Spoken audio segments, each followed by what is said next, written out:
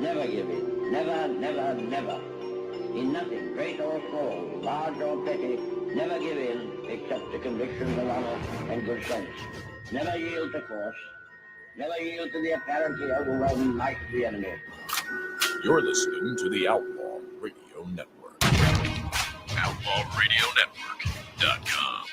This country can't be knocked out with one punch. We get right back up again, and when we do, the world's going to hear the roar of our engines.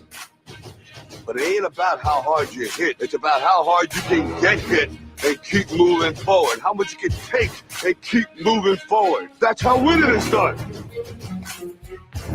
You do your work, and we will do our bit. Republic. I like the sentiment of it. Means people can live free, talk free, go or come, buy or sell, be drunk or sober, however they choose. Are you ready to be who you are? No poetry, just a straight answer. The government has deliberately sought to deceive the United States by false statements and expressions of hope for continued peace. We are men of the hood, Matty, now at your expense. But there's no both sides anymore. They're just trying to wreck our goddamn country. It's time for you younger guys to take over it. You were meant to be here tonight. This is your time. Their time is done. It's over. Screw them. This is your time. Now go out there and take it. If you guys don't start thinking as men, we're gonna have a lousy country. For the crimes of incitement to cause unrest, I declare to be an outlaw. All right, everybody, it is the Outlaw Radio Network. It is July 7th. Now, this is an important day, folks, for a number of things. But most importantly, Dennis, it is 10 days until the most glorious day of the year, the day where not only I celebrate my birthday, but you celebrate your birthday, and we get to snuggle in a corner and celebrate it together. Yes, and they should have a parade going up Mile Hill. Yeah. Well, listen, so July 17th, which is both of our birthdays, is a Wednesday this year. We're actually going to have a show. Right. Because it's a Wednesday, and you'll be running the boards because you do Wednesdays. Right. So we'll both be here. Great excuse to cut work. No, we're not cutting work. My birthday present is we're doing a show. But I think we need to talk about what that show should look like. Because I think strippers strippers don't work on radio, Dennis. I think we need to have work for the 2 hours. Well, yeah. 2 hours of no politics at night. Sure. Okay, 2 hours no politics. That's the plan. All right. K-Dog, Black Tom. Somebody switch our cameras on, will you? K-Dog, Black Tom, Lori is here. Phil is running the boards. Dennis is here. Paul will be in later. He's just not here yet. Now, the over-under on his appearance is 7:30. I have taken the under. I'm sorry, 8:30. I have taken the under. Tom has taken the over. Lori, over or under? 8:30. You think you'll walk in here right on time, right at 8:30? Okay. No, that's not on time. No, I'm asking you. Well, so the over-under is 8:30. 8:31. So you're taking the over. Okay. Dennis, over or under on 8:30?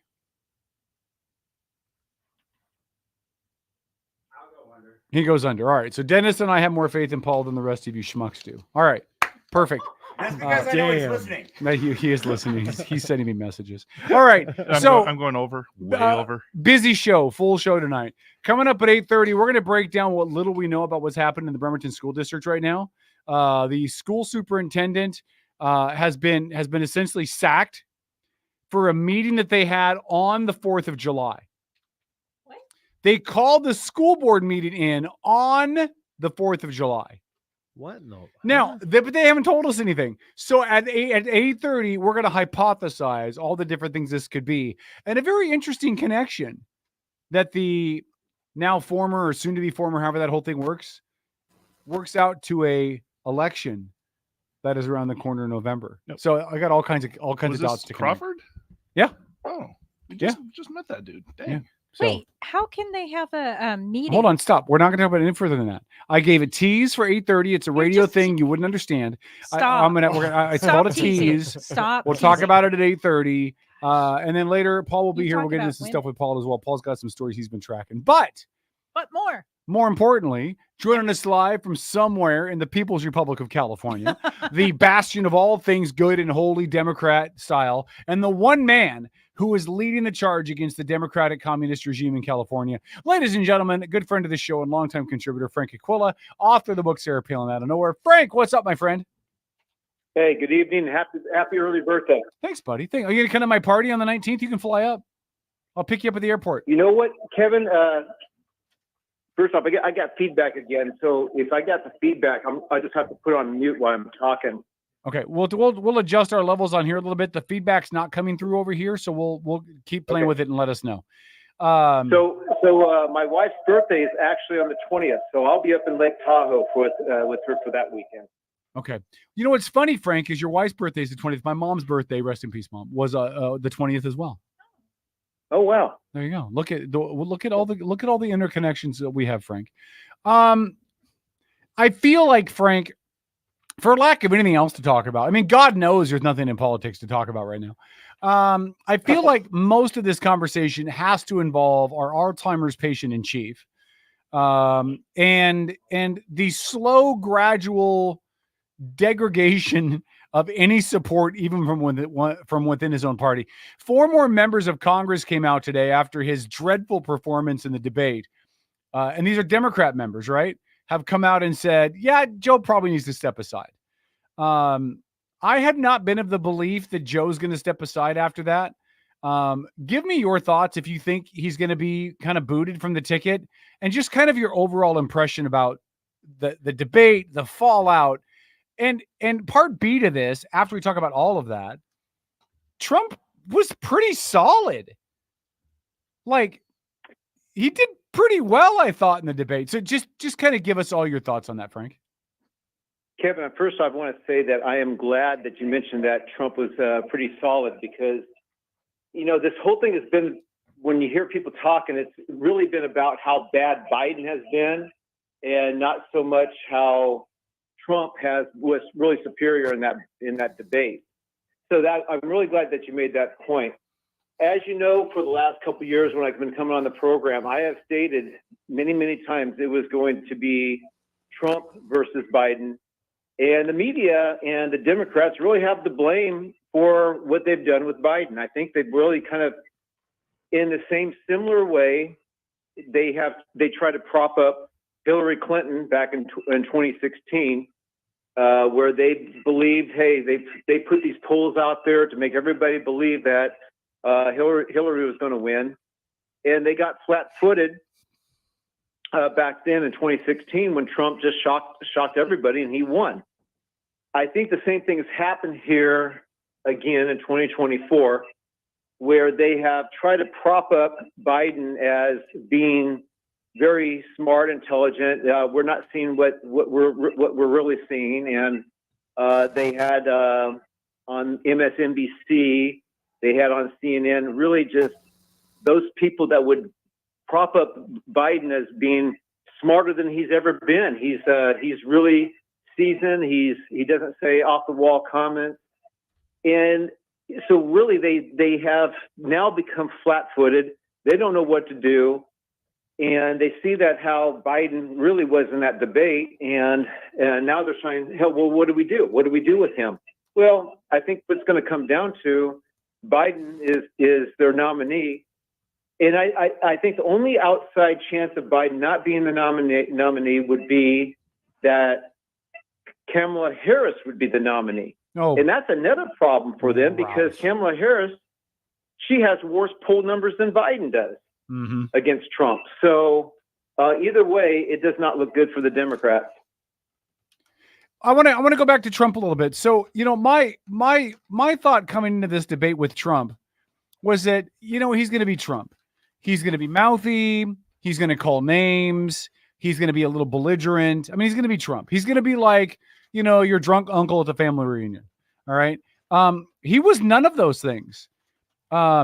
He didn't make funny faces. He didn't call any names. He didn't, you know, I mean, you could argue whether or not you like what he stands for. I mean this to the listeners, but his behavior was almost normal, which I think is to me, it's really telling, right?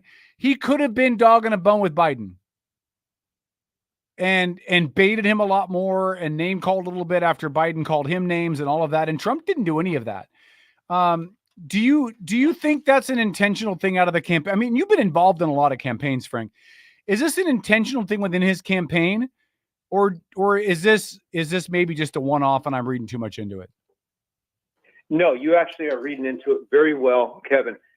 you think about it, back in the 2020 election, when Biden and Trump were on that debate stage, Trump was more belligerent. He was more attacking.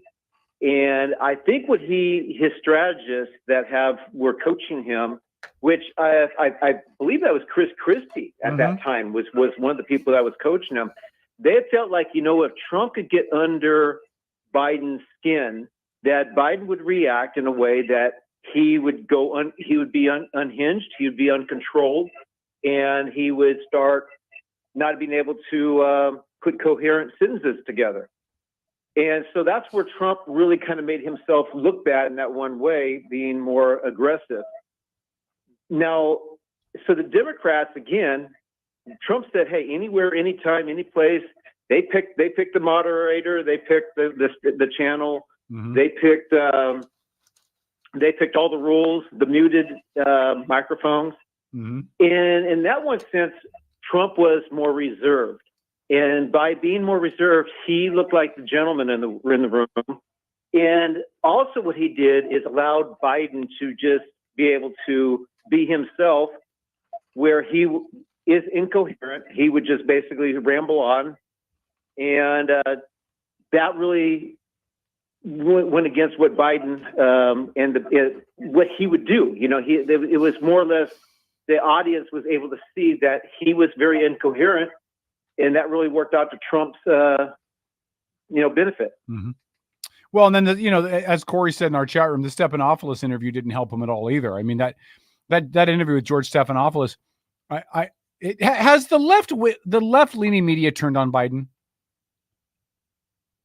Yes, I think they have. I think they realized that Trump is superior. He's exposed Biden's weakness.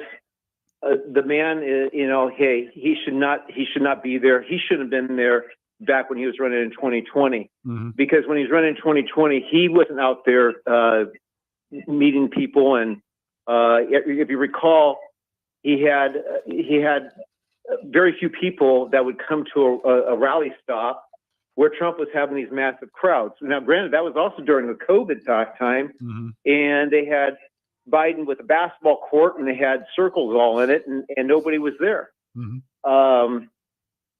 So they basically hid Biden in the basement. I'm one of those that believe there was ample evidence that there was voter fraud involved with the Dominion voting machines and a lot of scanned ballots they used, based on COVID.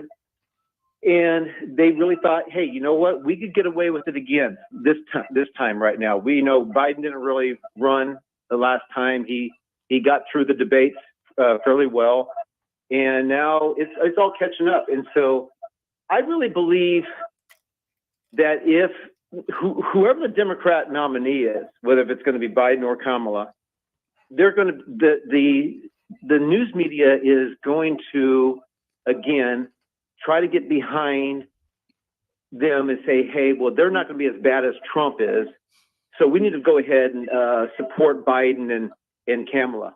I believe that's what they're going to do ultimately as the voting starts, because they don't like Trump. Right. And as I stated before, Trump really resonates with the people out there as not being part of Washington, being somebody for the American people. And that's where he continues to gain inroads, especially with minority communities, the Black community, Hispanics, Asians, women. He's making inroads. Young people that never voted Republican before, they're realizing, hey, the policies of the Democrats is really working against us. And you know what? If we took off our Republican hat and our Democrat hat and we just put on our American hat, who's going to be better to making this country safe and economic conditions being prosperous? They're going to vote for Trump. So you've said a whole bunch, Biden or Harris. Do you not believe anybody else would be potentially on the ticket if Biden were to be forced aside? We've heard some people say Michelle Obama. We've heard some people say Gavin Newsom. Do you rule out anybody besides Harris or Biden potentially being the top of the ticket? Yes. I ruled it out. First off, I don't think Biden really plans on going anywhere. And if you are going to go to somebody, you go to the vice presidential nominee. With that, you have Kamala Harris identifies herself as a black woman, even though she's her mother was Indian, her father was Jamaican. So a woman of color, they don't want to go ahead and shake that within the Democrat circles of overstepping Kamala. And they realize Kamala has a problem. She's not very well liked. She's not liked even. She has even worse polls than Joe. And so you don't go and you take somebody like Gavin Newsom and overjump Kamala and say, hey, we want to make Gavin Newsom the nominee. I don't think Gavin Newsom wants to do that either, because he wants to have a coalition behind him as he runs in 2028. Mm-hmm. I don't think Michelle Obama wants to do anything. I think she knows, hey, she doesn't want to do what Hillary Clinton did. So there's not going to be anybody leapfrogging Kamala. I would say going forward, you got a 75, 80% chance that Joe Biden will be the nominee. And if he does step aside because people convince him to step aside, that's the only way he's going to be out, which I don't think he's going to. But if he does step aside, it's going to be Kamala that takes his place. You know, you make a really compelling point, Frank. I feel like if they pick Kamala, whatever her name is, if they pick Harris, they're basically punting, aren't they? I mean, there's no way Harris can beat Trump in an election. That's what they're doing. They would be punting. And, you know, I think if Kamala Harris actually was a popular vice president with higher polling numbers, they would be looking at her saying, hey, definitely, let's go ahead and get rid of Biden. And, you know, let's put Kamala in her spot, in the spot of being the Democrat nominee. They realize that Kamala is not popular at all. So that's where it really kind of makes it difficult for those people in power to say, hey, what decisions do we make? You know, and then by removing Joe, you know, that could actually create a rift amongst other facets of the Democrat Party. So, and you can't remove Kamala, so they really have a problem. Well, and it might give the Democratic Party a chance at a clean break too, right? I mean, if I don't know, maybe I'm reading too much into this, Frank. Tell me what you think. If the Democrats look at this as a lost election already, okay, you have Joe Biden, who is tanking in the polls. Public perception is awful. Nobody thinks he can do his job. Hell, 2/3 of America don't think he knows his middle name anymore. And if you replace him with the next logical component would be Harris, and she's even worse in numbers against Trump. Do the Democrats basically say this is one big failed mess? Throw Harris or Biden to the wolves, let them lose, and then we will reset and prepare for 2028 when no matter what, we're not going to be facing an incumbent president because Trump can't run again. And it gives us 4 years to reset our messaging, to reset the ground troops, to pick somebody who can motivate, whether that's Newsom, whether that's Michelle Obama, whether that's somebody else. And they just basically take 2024 as a loss and call it good. Well, you know what? They didn't want to take it as a loss. And one thing that we haven't discussed, their strategy really was to take Trump out with all these lawsuits. They weaponized the Department of Justice. They weaponized the FBI. They went after Trump. They wanted him, you know, they got the convictions of felonies. They wanted more convictions. They feel like they, you know, if they had this guy going to jail or looking at that public perception would just totally just drop. But Trump has a solid base, and that solid base is even more solid because more and more people see that the Democrat Party, the Biden Department of Justice, really weaponized to go after Trump and try to take him out. And that's something I think that people don't like as well. You mentioned also polls there, Kevin. I saw a very interesting poll, two of them, right after the debate. it said there was a poll that came out that 33% of viewers on CNN stated that Biden won the election. Not the election, but won the debate. Biden won the debate, my Then ass. there was Come another on. poll that came out, and it said that there was, I think, 10 or 11% of people stated that they are now more likely, they were undecided before, but now they're more likely to vote for Joe Biden. I saw those polls come out, and I'm thinking, okay, number one, the 33% threshold, that has to be the ultimate Democrats out there that would vote Democrat no matter what. So that was a very interesting number. And then the 10% that said they now are more inclined now to vote for Biden based on the debate, that just kind of shows me that, you know, there's that many people that are absolutely crazy out there. I mean, crazy people have to be represented too. I mean, psychiatric people, that people would even say that Biden even won that debate. That, you know, so if you come down to an honest person, you know, just making an observation, they can see that Trump did win the debate. Number one, whether if you're for him or not for him, when it comes down to it, you know, we are a 50-50 country. We're 50% Democrat, 50% Republican, it seems like. And, you know, that's where we really have to kind of try to feather that line of which direction our country's going. But the Democrats don't have a nominee.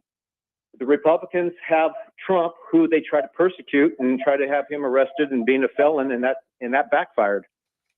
Yeah, I think all those numbers from those polls, Frank, are chalked up to the ABTs. Anybody but Trump. I mean, literally, you could run a raccoon against Trump, and they would vote for the raccoon because they're just so opposed to Trump.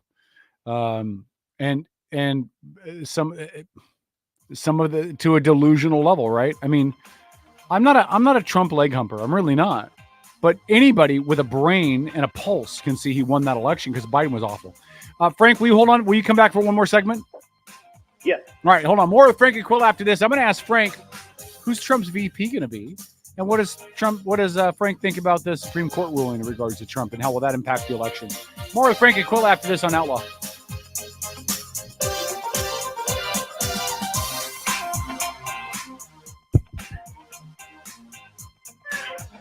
Outlaw Radio. Hi, Tom. Hey, Kevin was just saying that his Hey, birthday's on the 17th, just before your birthday. Hey, Frank, we're back on Facebook, buddy. Hey, listen, let me ask you a nonsensical question. Sure. Who do you think is a better candidate to run against Trump? Harris or Michelle Obama? Well, Michelle Obama would be definitely. She has the allure of Barack Obama. Barack Obama had the you know, he was a rock star in a lot of ways. So that would be that allure. I think, you know, she's taken more serious. You know, Kamala Harris she really seems like she has not taken her vice presidential role seriously. She does. Hold on. She does very poor do you interviews. think? Do you think she didn't take it seriously, or do you think the Biden administration handcuffed her? Which wouldn't be the first time she's enjoyed being handcuffed. But listen, I almost feel like once they got elected, that the Biden administration really intentionally tried to keep Harris out of public eye. That's an interesting point. I don't know if she was really handcuffed. It seems like you know, you look at it, Joe was the one that was more protected. He was the one that was, hey, not taking any interview questions.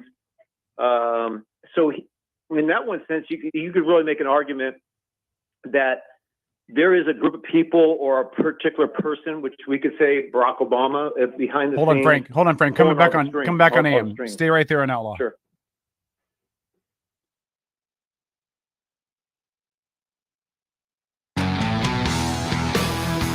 I'm Brandy Cruz, host of the Undivided Podcast, and you're listening to Outlaw Radio. Good luck. Try to get out to our guest booking people to try to get Brandy on again, Tom. We're talking with Frank Aquila, a longtime friend of the show, longtime contributor, good friend, good supporter, and an all-around good guy. Frank, listen, here's my question. Paul and I have had this debate a whole bunch about who's going to be Trump's running mate. I still believe it's going to be Elise Stefanik. And I don't know why, other than she's been really loyal to him this entire time. She's done a lot of campaign stops for him, a whole bunch of talking for him. If you're picking who out of the field of kind of normal contenders that we've considered, who do you think he'd pick? That is a very, very good question, a very tough question. Because there's really, you want somebody that would be his running mate, that would be someone that you can look at and say, hey, this is somebody that's going to carry the mantle for Trump. This is somebody that's going to say, hey, this is the MAGA movement for 2024. Somebody who is an attack dog like Trump is, and has that look. And I don't really see all of those factors really align with anybody. But I will have to say that there's somebody that Trump may pick that's kind of a really good talker, has shown loyalty even during the time that when he was running for president, was Ramaswamy, Vivek Ramaswamy. And the only reason I would say them is because, he never wavered against Trump. He has been somebody that has attacked the mainstream media in the way that Trump attacks. So I feel like they are two people that really are compatible with each other very well. He's shown a very much of a loyalty, and even while running for president himself. I just have to feel like maybe that's the route that Trump might go. There's really nobody that just compliments Trump completely like somebody like Trump. But I would say Ramaswamy is probably the closest to that. What about Tulsi? Paul's pretty high on the Tulsi Gabbard as a vice presidential candidate bandwagon. Do you think Tulsi could be a dark horse? Yes, most definitely. Most definitely. I think Governor Noem from South Carolina was somebody that was in the conversation, and she's disappeared. If you're talking about a woman, other than you mentioned Stefanik being somebody possibly, but I think Tulsi Gabbard, she is somebody that has an independent, moderate mind. She is she would be somebody that would be good, but I think because she has been a past as a Democrat, I don't think she would be one that would maybe carry the mantle for the Republican Party in 2028. So I don't know, but she would be definitely somebody that Trump could pick that would maybe reach out more for women, maybe more moderate people such as yourself there, Kevin, and try to be more of a big tent. So she would be an interesting pick if Trump did go that way. Yeah. Listen, Frank, the last couple of questions I want to get to you are the Supreme Court rulings that happened over the last couple of weeks. I mean, obviously the big one comes down to the presidential immunity, and let me explain it as I think I understand it, Frank, and you can tell me if I'm wrong or not. So what the Supreme Court has essentially said is the president cannot be charged for duties committed, for duties taken while partaking in official acts. But they didn't really define what the official acts were, and they basically left that up to the courts to decide whether or not the individual issues were an official act or outside of the official act. Is that, I mean, just a vague overview, but is that a fair interpretation? Yeah, that very much is so. And I disagree with Sotomayor's dissent, where Sotomayor was saying, hey, well, the president could take an official act per se and order a SEAL team to take out his opponent.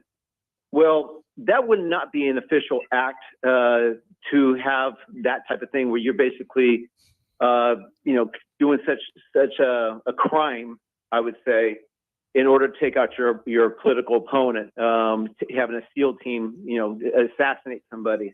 That doesn't fall into the official act of a president. Mm-hmm. So that right there, I think even Sotomayor and those Democrats on the court, they were trying to make a point, but I thought it was very poor in how they try to make that point.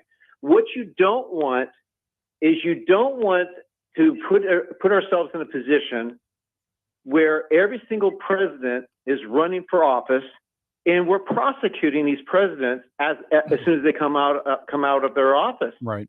If that was to be the case, and I was thinking before even this Supreme Court case came through, I felt, hey, all these young ladies that have been murdered by these illegal aliens, all those attorney generals from each of those states should have charged Joe Biden with accessory to murder, because he has allowed the open border policy to allow these illegals in. His policy has allowed these people to remain free, even though after they've been caught. And therefore, we have American citizens who have been killed. Mm-hmm. So, this is something that, I think the Supreme Court made the right decision on. We do not want to be prosecuting presidents for making decisions. But at the same time, I do agree that if you take an oath of office to uphold the law and you don't uphold the law, well, then you're not following your official duties, and you should be able to be prosecuted if you do otherwise.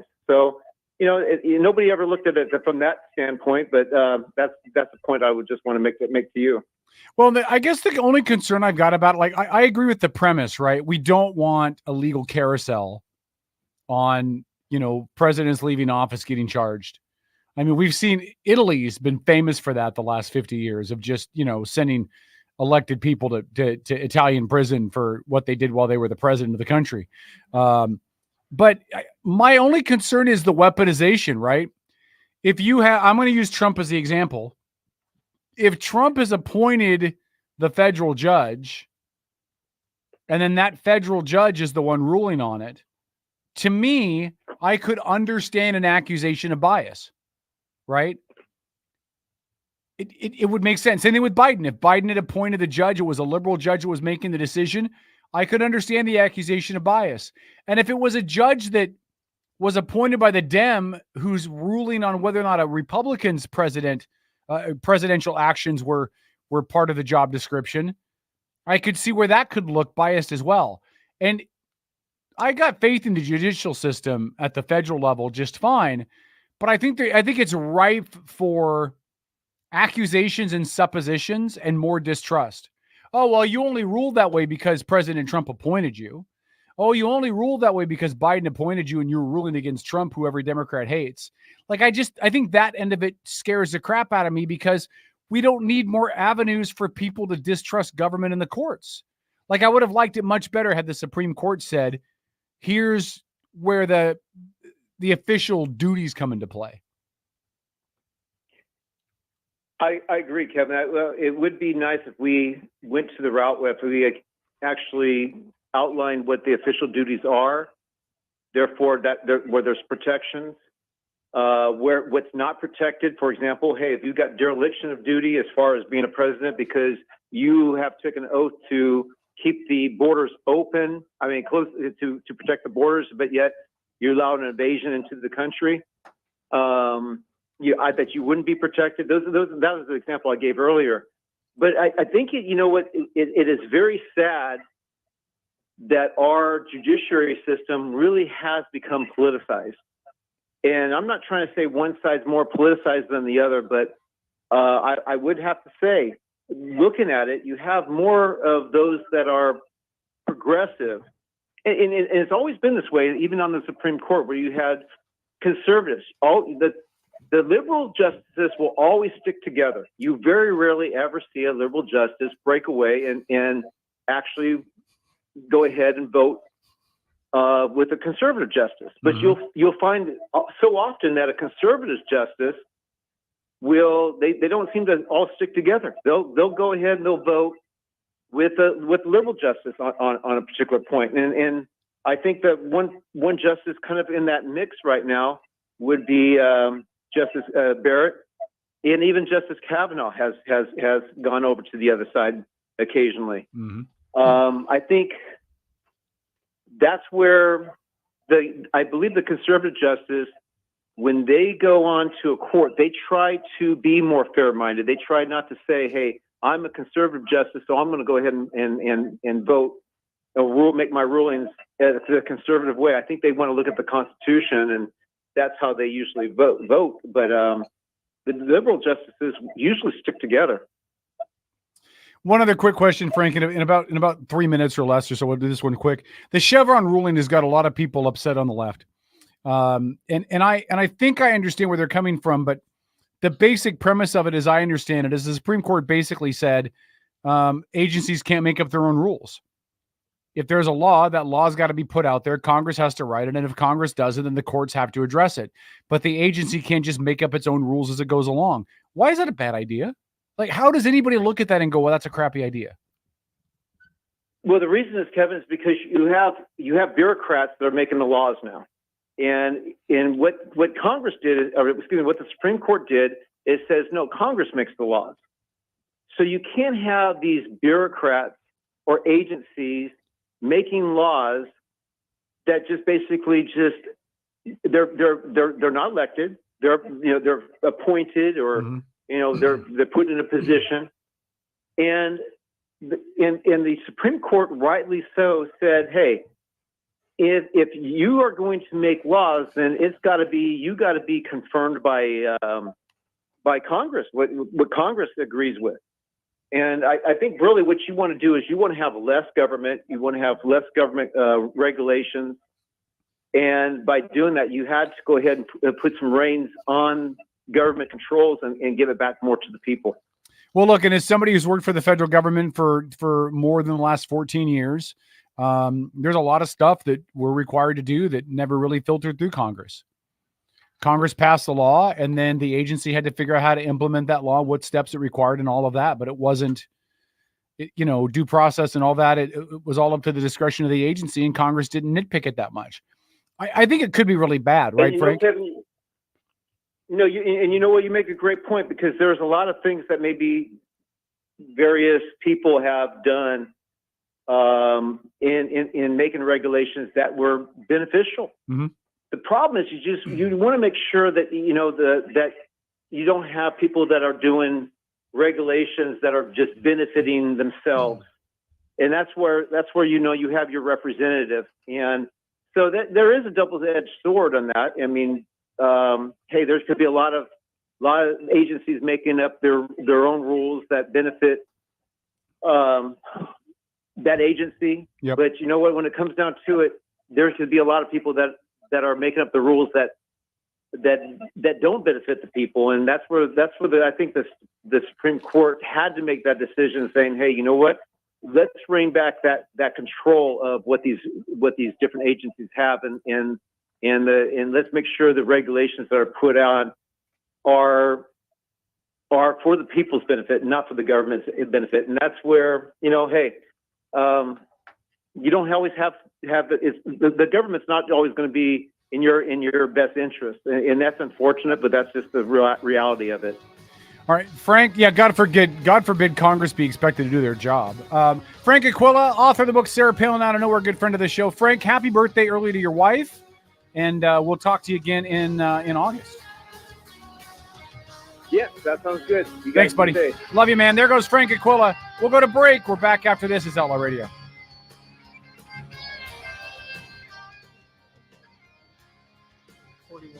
Outlaw Radio. What are you guys talking about? We're looking at the time. Looking at the time, looking at the I know. dollars. Trust me, I know. Yep. I'm out, man. John Walker raised it to 8:58. Oh, did he? I think somebody else said 8:47. I think it was Corey. Okay, we're looking. We're still the Paul countdown is on. I could be wrong on who said 8. Yeah, I don't know though. I'm sure he's listening to us on the way in, because the Mega Talk signal is strong. Not really. But yeah. Hey, I just talked to the guys who have the transmitter. They said people check on it. It's being maintained. There you go. Terry said she'd like to read the full Trump decision. Go look online, and you can Google that. It's all over God and Creation online. You can certainly go read it. I was gonna say, which one? There's so many. Yeah. Listen. My only concern with the Chevron decision, before we wrap that conversation up, is it's gonna hamstring a lot of stuff getting done. Because before, Congress would just say, we need this to happen, and they let the agency figure it out. Now, if you're telling Congress that they have to pass a law, we need this to happen, and here's how you need to implement it, then Congress doesn't do the job as it is now. Right. Let alone asking them to get into the minutiae of other stuff and expecting them to work together to pass that. That is insane. But that's my only concern. I don't agree that agencies should set their own rules, but right. Tom, Tom, hold that thought. We're going to come back. We're at 10 seconds. So I'm going to get your comments when we come back. Radio Network. Don't worry. I'm waiting to see the countdown coming, and I will talk until we get to 3 seconds left, and then I will say we're back after this on Outlaw Radio. Goodbye. Know your role.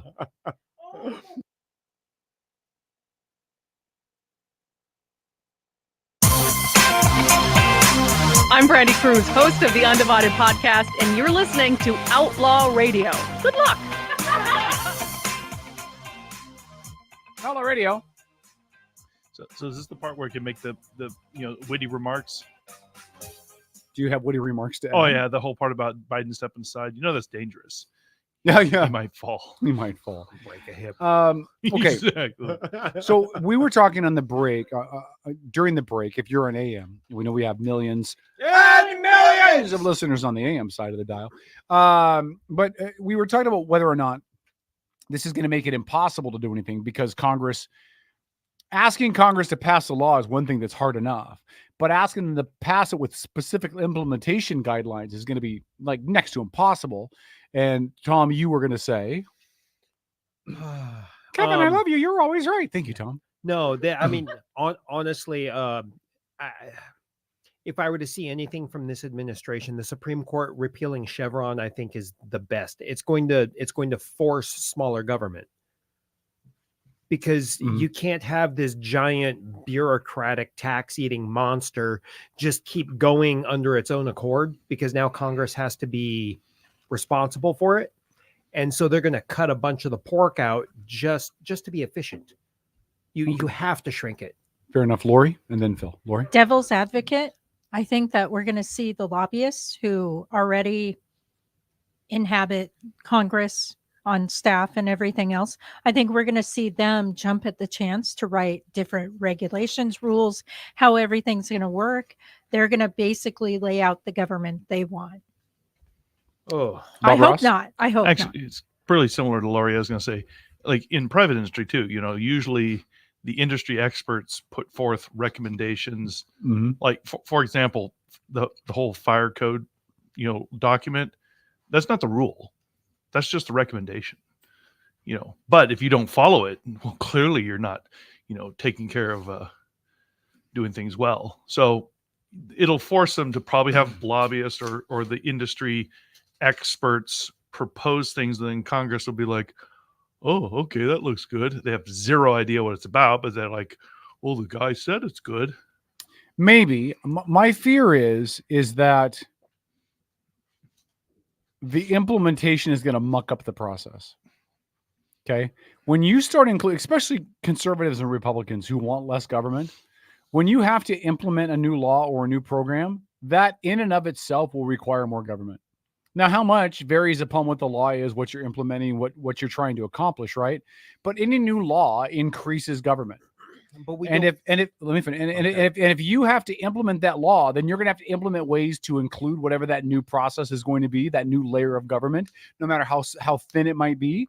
And I don't know if you can get Democrats and Republicans to agree on what that's exactly going to look like, because Republicans are like you, Tom, and Libertarians are like you. We want less government. We don't want more. I just don't know if they can agree, Tom. Well, that's where I was going to go. So we don't need any new law. What do we need a new law about? We need plenty of new laws. We just need the right laws. What do we need new laws about? I mean, what do we need new laws about? I need a law right now that allows me to hunt the horned owl, or what was the owl that got protected? Yeah, the horned tree owl. Yeah, the horned tree owl. I want to be able to hunt the horned tree. Survival of the fittest. I think there's a law that needs to be made where Congress has to spend the first week reviewing laws. But they wouldn't. They would just reduce government. They have to reduce it by up to 10%. Let's go to about 30%. Well, I agree, but that would never go through. There's entire bureaucracies that could just go away. The ATF, I agree. The ATF can go away. Again, the issue is never with the individual agency. Okay. So I've said this before about the IRS. Nobody agrees with me. But as somebody who worked for that agency for nearly a decade, your issue is not the IRS. Your issue is Congress and its oversight or lack thereof. Your issue is not the ATF. It is Congress and their oversight or lack thereof. If I think the ATF could be a productive federal organization that protects liberty and does what it needs to do. And that's what it's supposed to do. Right. But the problem is Congress has either A, laid out laws for them to enforce that impede some of our, especially Second Amendment rights, or B, they've implemented a law and then gone to the agency heads at the ATF and said, here's your law, figure out how to do it, which is exactly what the Chevron ruling was meant to address. Right. And so anybody getting, I mean this, guys, don't be idiots. Anybody mad at specific agencies are bereft of the intelligence to open a door. Okay? Because the agencies only operate under the guidance or lack thereof of Congress.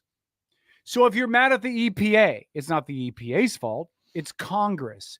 If you're mad at the VA, it's not the VA's fault, it's Congress. If you're mad at the IRS, it's not the IRS's fault, it's Congress. Because you will always need an IRS. No matter what you do, you will need an IRS because some people will cheat on their taxes. Some people will make mistakes. Some people will commit tax fraud. No matter how simple, you can do the 999 rule and people would still try to do all those things. You will need the IRS. Now, do you need, what is it? 830 or 850,000 employees in the IRS or some weird number like that? I might be more than that. I don't know. Do you need that? No, that's a good conversation to have. But who sets that number? It's Congress. Well, they make that number necessary because the tax code is unnecessarily complex. 852. Paul is in studio at 852. So if you had 852 in our pool, you have won. Absolutely nothing, but you've won and you get bragging rights. So Nancy says the IRS isn't necessary. 10% flat tax for everyone, no write-offs.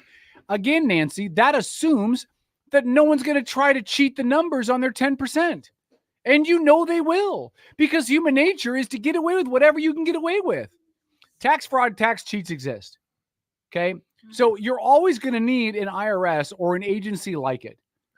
The question is, how big do they need to be? What should their scope be? How much power should they actually have?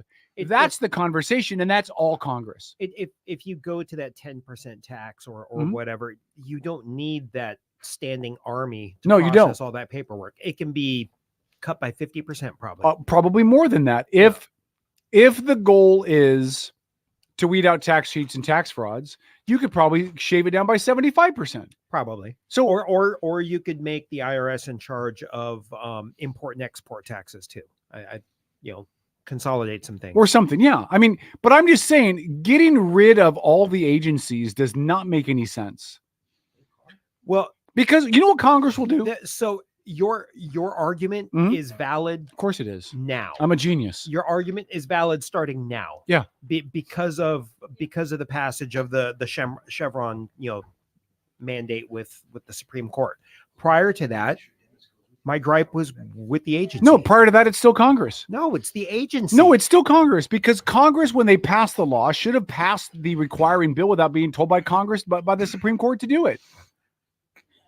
You know what I mean? It's like Congress has the ability to do what they need to do. Like the biggest bitch that I hear about the IRS now is, well, when we try to call the IRS, we're on hold for 4 hours and then the line disconnects and I didn't get to talk to anybody and I have to call back and do the same thing again. Well, whose fault is that? It's Congress's fault because they don't fund the agency properly. Okay, but now maybe they fund the agency properly. And thanks for coming in late and mocking me, Paul. I appreciate that.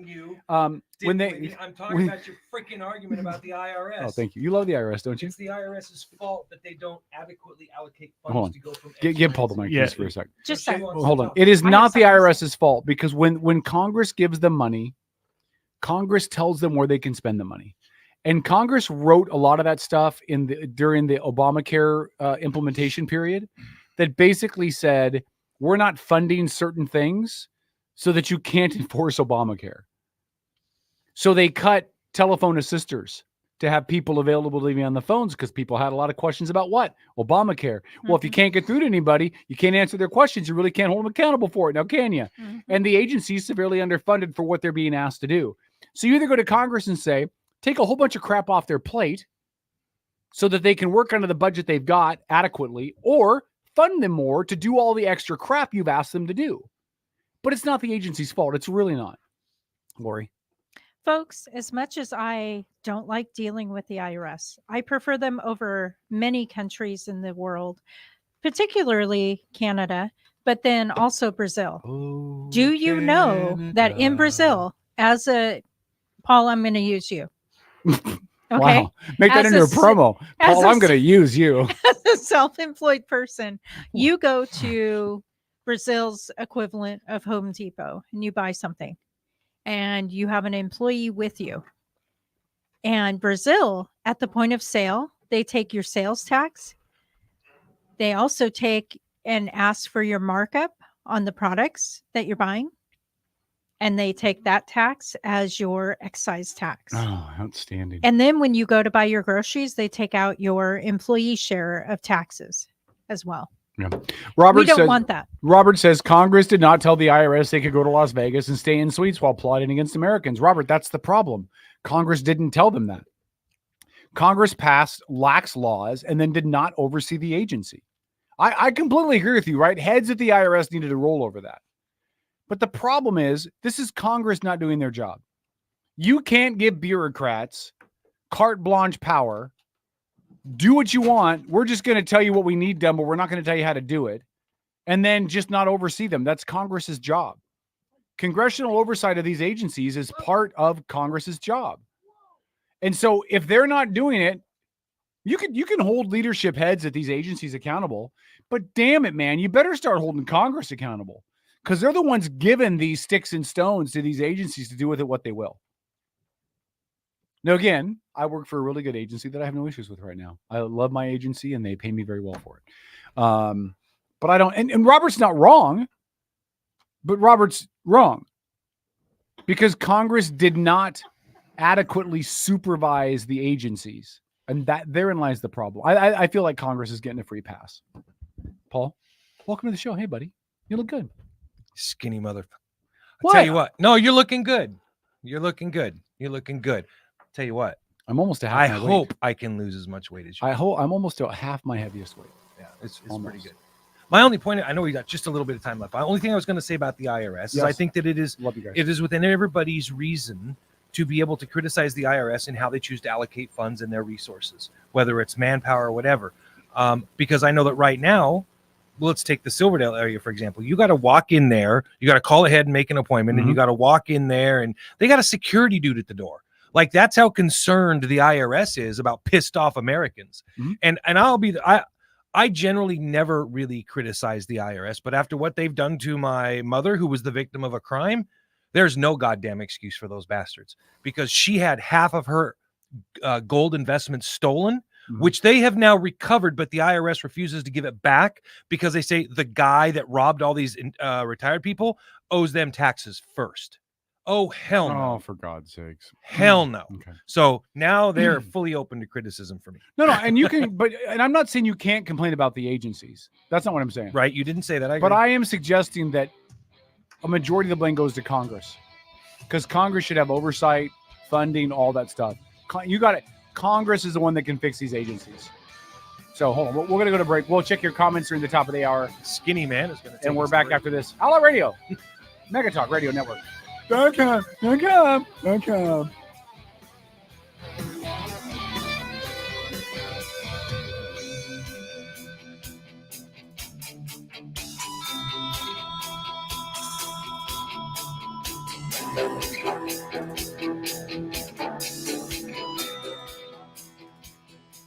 Yeah, I almost slid down the drain when I showered this morning. It's really hard to be me. I'm going to leave that alone. It's really hard to be me. I mean, who knows what you're calling a drain nowadays, but hey, it's your own story. Hey, tell it how you want. So rumor has it, if you turn sideways, you're not casting a shadow anymore. No, I'm That's what I asked him. If I didn't even have to unlock the doors into the mall. I just slid in slid between the through. doors. I just slid right through. It's good to be me. It's really. I listen. In all seriousness, I was out. I went. My cousin and his wife were up from New Zealand, and I went down and saw them and my sister and her husband down in Ruston, down at the new Ruston Way area down there, the Ruston waterfront, which is gorgeous. Tacoma actually did something that didn't suck ass. Right. But we went down there, we hung out, and then I got snuck a couple pictures, and then I hopped in the Jeep, and I had the windows down and the roof off, and I got classic 90s hip hop rocking in the Jeep, and it was just I saw that, and then a good piece of music came on. Yeah, started just jumping around, right? jump around, jump around, jump up, and get down. Anyway, it was. I'm very white today. It was a great day. There's just something about. I bitch a lot about how tough my life has been the last couple of years, and it has. But days like today are really good. Made you feel good. Just, for no specific reason other than I'm outside in the sun with the Jeep, with the roof off and the music cranked up. You had a smile on your face. You're feeling good. Yeah. Endorphins were there. Yeah, everything was good. It was a good day. I love it. That's good. Great day. That's good to hear, man. So, all right. By the way, can I point out that when you listen, I thank Phil, because I think Phil's the one that set us up on Rumble. And I noticed I switched back and forth between Rumble and YouTube, and the Rumble stream, for whatever reason, sounds far better. It's much more crisp and clean. Yeah. I don't know why. Couldn't tell you. But it does. It just sounds better on Rumble. Lack of communist oversight. Could absolutely be Probably, it. Yeah. Comments in chat. Nancy says Kevin needed weight loss tips. Meth. Lots of meth. That's messed up. Robert says you discount the embezzling of funds by those employees for their own recreation. I don't discount anything, Robert. As I said earlier, please get a pen and paper and take some notes. There'll be a quiz later. You can hold There'll only be 2 questions. You can hold the people responsible for what they did that's wrong. I expect you to do that. But giving a blank check to Congress, giving them a bypass and a free pass for not doing their constitutionally mandated jobs of overseeing the money that's being spent and the agencies that are spending them is disingenuous. It's Congress's fault. So perhaps the government has just become too big for Congress to oversee. That is a great conversation, And Phil. maybe, hold on. we need Of a all the smaller one. questions you've asked on this show in the 2 years or whatever that you've been here, that is probably the greatest question you've ever asked. I thought it was more of a statement of fact. Well, he said has. He said has. Has the government gotten so big that now not even Congress can run it? And I think that in and of itself is a great question. And if the answer to that is yes. It's a question, but how do you discuss it? It is a really great question, but how do you discuss it, right? Like, what angle do you even come at that conversation from? Like, we've got X number of congressmen. Well, how many of them are convicted felons? I don't know, right? Like, well, see, but it's even bigger than that, though, right? Like, Paul, if you ask, if you were going to evaluate if you were a good parent, right? Careful with your next no, words. no, listen. If you were going to evaluate if you were a good parent, you would ask yourself key questions: Are my kids good people? Are they honest? Do they work hard when they need to? Do Don't they we have all want to ambition? think that about our kids? But that's what I'm saying. But I mean, you have to do an honest self introspection of all we the can't things trust that are, Congress with that. of though. all the no. But what I'm saying is, we have to do that, right? Congress is merely nothing more than a representation of the public, right? Well, that so doesn't we say much have for to, San Francisco. We have to do a deep introspective dive. Can Are the things that Congress running, are they good things? Yeah, are they appropriate things? You're suggesting a group of people. Let's just take Nancy Pelosi, for example, who threw Trump under the bus about how he did everything wrong on January 6th, but somehow this entire time there's been hidden videotape of her saying, "Oh my God, this is my fault." Like, oh, really? Nobody knew. Well, like, I made $100,000 in cattle futures this year. Really? Nobody knew, Hillary. I mean, it's just like all of these things go on and happen. People aren't stupid. There's plenty of private, independent news gathering individuals and sources out there. They gather this information, but these folks are not held to account by the Fourth Estate doing their job. So when somebody asks, "Hey, Nancy, was that insider trading?" "No, I just got lucky." Yeah. Phil, you were going to say something? I was going to say, following the analogy, if the family does grow big enough, eventually the kids do help with the management. Well, yeah. I mean, at some point you have to. Paul, listen, you're not wrong. But I would argue, as we're coming back from break, there is no longer a fourth estate. We'll talk about it next. Outlaw Radio. No, you'd be right. I wouldn't even argue that. Greed, deception, abuse of power, that's no plan. I'm the enemy. Because I like to think. I like to read. I'm into freedom of speech and freedom of choice. I'm the kind of guy that just sit in a greasy spoon and wonder, gee, should I have the T-bone steak or the jumbo rack of barbecue ribs with a side order of gravy fries? I want high cholesterol. I want to eat bacon and butter and buckets of cheese, okay? I want to smoke a Cuban cigar the size of Cincinnati in the non-smoking section. I want to run through the streets naked with green jello all over my body reading Playboy magazine. Why? Because I suddenly might feel the need to, okay, pal? I've seen this. You know what it is? It's a 47-year-old virgin sitting around in his beige pajamas, drinking a banana broccoli shake, singing, I'm an Oscar Mayer win. You're listening to the Outlaw Radio Network. OutlawRadioNetwork.com. All right, Outlaw Radio Network. Katie, Paul's wife, if you're listening, we were just talking about you. Just ask Paul about it later. All right, K-Dog, St. Paul, the voice of reason, Black Tom, Lori, the CEO, and Bob Ross running the boards. DJD is around here somewhere, probably smoking weed or masturbating. Can the conversation at the same time? I don't know. With Frank had some interesting points that were made. First, I wanted to point out that with regards to Kamala Harris, she has to be the person that steps up for Joe Biden.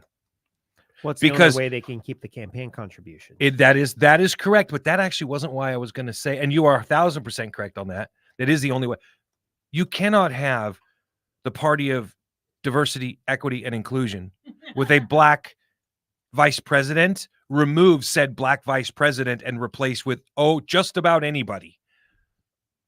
Right? That's just not going to happen. There was just a really good bit that was done on X that I saw, and they had a bunch of these black women on there, African American women, I don't know, whatever nomenclature you want to use. And they said literally, if they replaced Kamala Harris, like, these women are like, we will not ever vote for the Democratic Party again. And I think that is a legitimate thing to be contended. Was that before or after the bit with Taraji P. Henson? Oh God. and to make it worse, she had another one this weekend. Yeah. And I mean, this woman cannot. American women and men are like, whoa. If she played baseball, and for those of you that know baseball, you know there's this thing called the Mendoza line. And if you bat your average is below the Mendoza line, you generally don't make it it's like 198. It's like under 200 or under, right? And if you don't understand that, forget it. I'm not going to waste my time explaining to you. But the baseball analogy is still relevant. The point is this is an individual who, as vice president, actually has a lower approval rating than the president. And she would have to run on the same platform as him, because why? Well, I don't know. She was holding his hand. Listen, the point was made in your conversation that maybe she wasn't taking the vice presidency serious. And you brought up a good point. You were like, well, is she being held back by the Biden administration? Remember, the first 2 years, there was a lot of internal fighting between the vice president and the president's office, because it was being the label was being slapped on her that she was abrasive and she was rubbing people the wrong way. That she was already VP though, so do you know it's why not like she used that. Do you know why it stopped? It's now called elder abuse. Tom, go ahead. Oh, I would just, to Paul's point, I had heard that she had quite a bit of staff turnover. Absolutely correct. And some of that's gonna be from a abrasive personality. Okay, so but if you're saying she had 4 complete staff turnovers, Lori, okay, I would believe it. But here's the question, though: if you're the Democrats, then it puts you in a horrible spot. Yes, it does. Because on one hand, you have Kamala Harris, who is a minority female. Let that sink in. On one hand, Kamala, who's a minority female, who should be within the Democratic kind of party structure and what they want. Yeah, she should be the ideal candidate for what they represent, right? She's a female and a minority. Yes. And that kind of checks a bunch of boxes in the Democratic Party. Absolutely. But when you look at the numbers, there's no way she beats Trump. So what is more important to the Dems is the question if Biden were to step aside. So is it keeping their checklist, or is it beating Trump? Let me answer this for you in a very provable way. President Biden gave an interview with George Stephanopoulos. Now, Gold. for those that aren't aware of George Stephanopoulos' past, he was a chief of staff for President Clinton. He created this thing called the War Room back in the 90s because so many women were coming up and accusing Bill Clinton of sexual harassment, rape, and other atrocities. Okay. George Stephanopoulos' job was to do whatever it took to make those women be quiet and go away, whether it was payoffs, whether it was blackmail. Exactly. So when you listen to an individual who's so quote unquote well respected in the media, he doesn't quite live up once you put him under the smallest amount of scrutiny. If you don't believe me, go listen to Megyn Kelly. She really laid it out really well. All of the things that now this is a guy who had Nancy Mace on his show just about 2 months ago and used her rape against her. Mm-hmm. And she called him out for it. And absolutely she was just in doing it, saying, I'm not going to stand here and be belittled and attacked because I was raped by a newsman. And she was absolutely right for saying that. Now, I digress. I apologize. But we get back to this idea that George Stephanopoulos interviewed the president of the United States, and it was an attempt by the president and his staff to get back out there, right? Get back on the horse. He needed to have another good interview to show people the last one was an anomaly. Problem was, it was the worst conceivable set of circumstances for the president and his staff. Why? Because he didn't do good and he didn't do too bad. In other words, he kept everybody in la nowhere land, right? Like everybody's sitting there going, damn it, if he'd have just done bad, we could have said he's got to go. But he did just well enough so that some people aren't really coming over to our side. Like it was the worst set of circumstances for their. And why do I say this? Because people in his own administration, by the way, President Biden has 5 times the staff in the White House that President Trump did. 5 times. But aren't half of them helping him walk down a flight of stairs? Could be. The other half maybe are waiting to push him. I don't know. I'm saying that literally it's almost a daily occurrence where an unnamed inside staff member is releasing something. So some of the things that they released this weekend, and I don't know if you guys have seen these or not. Okay. The first one was that on Saturday, the First Lady, Jill Biden, has literally had complete blowout irate attacks at people who have not supported her husband continue to run for president. She just unloads apparently and is very emotional about it. So that's one thing that, listen, you've got staff that work for you. And when you've got 20 people on this staff, you know that every time they walk in the room, everybody's staring at each other like going, who's talking today? Like, and I'm willing to bet they all have agreed that they are all willing to talk. And the rumors that are coming out is because they all know his presidency at this point is doomed. And they are trying to secure jobs for the upcoming administration that they still feel will win the election.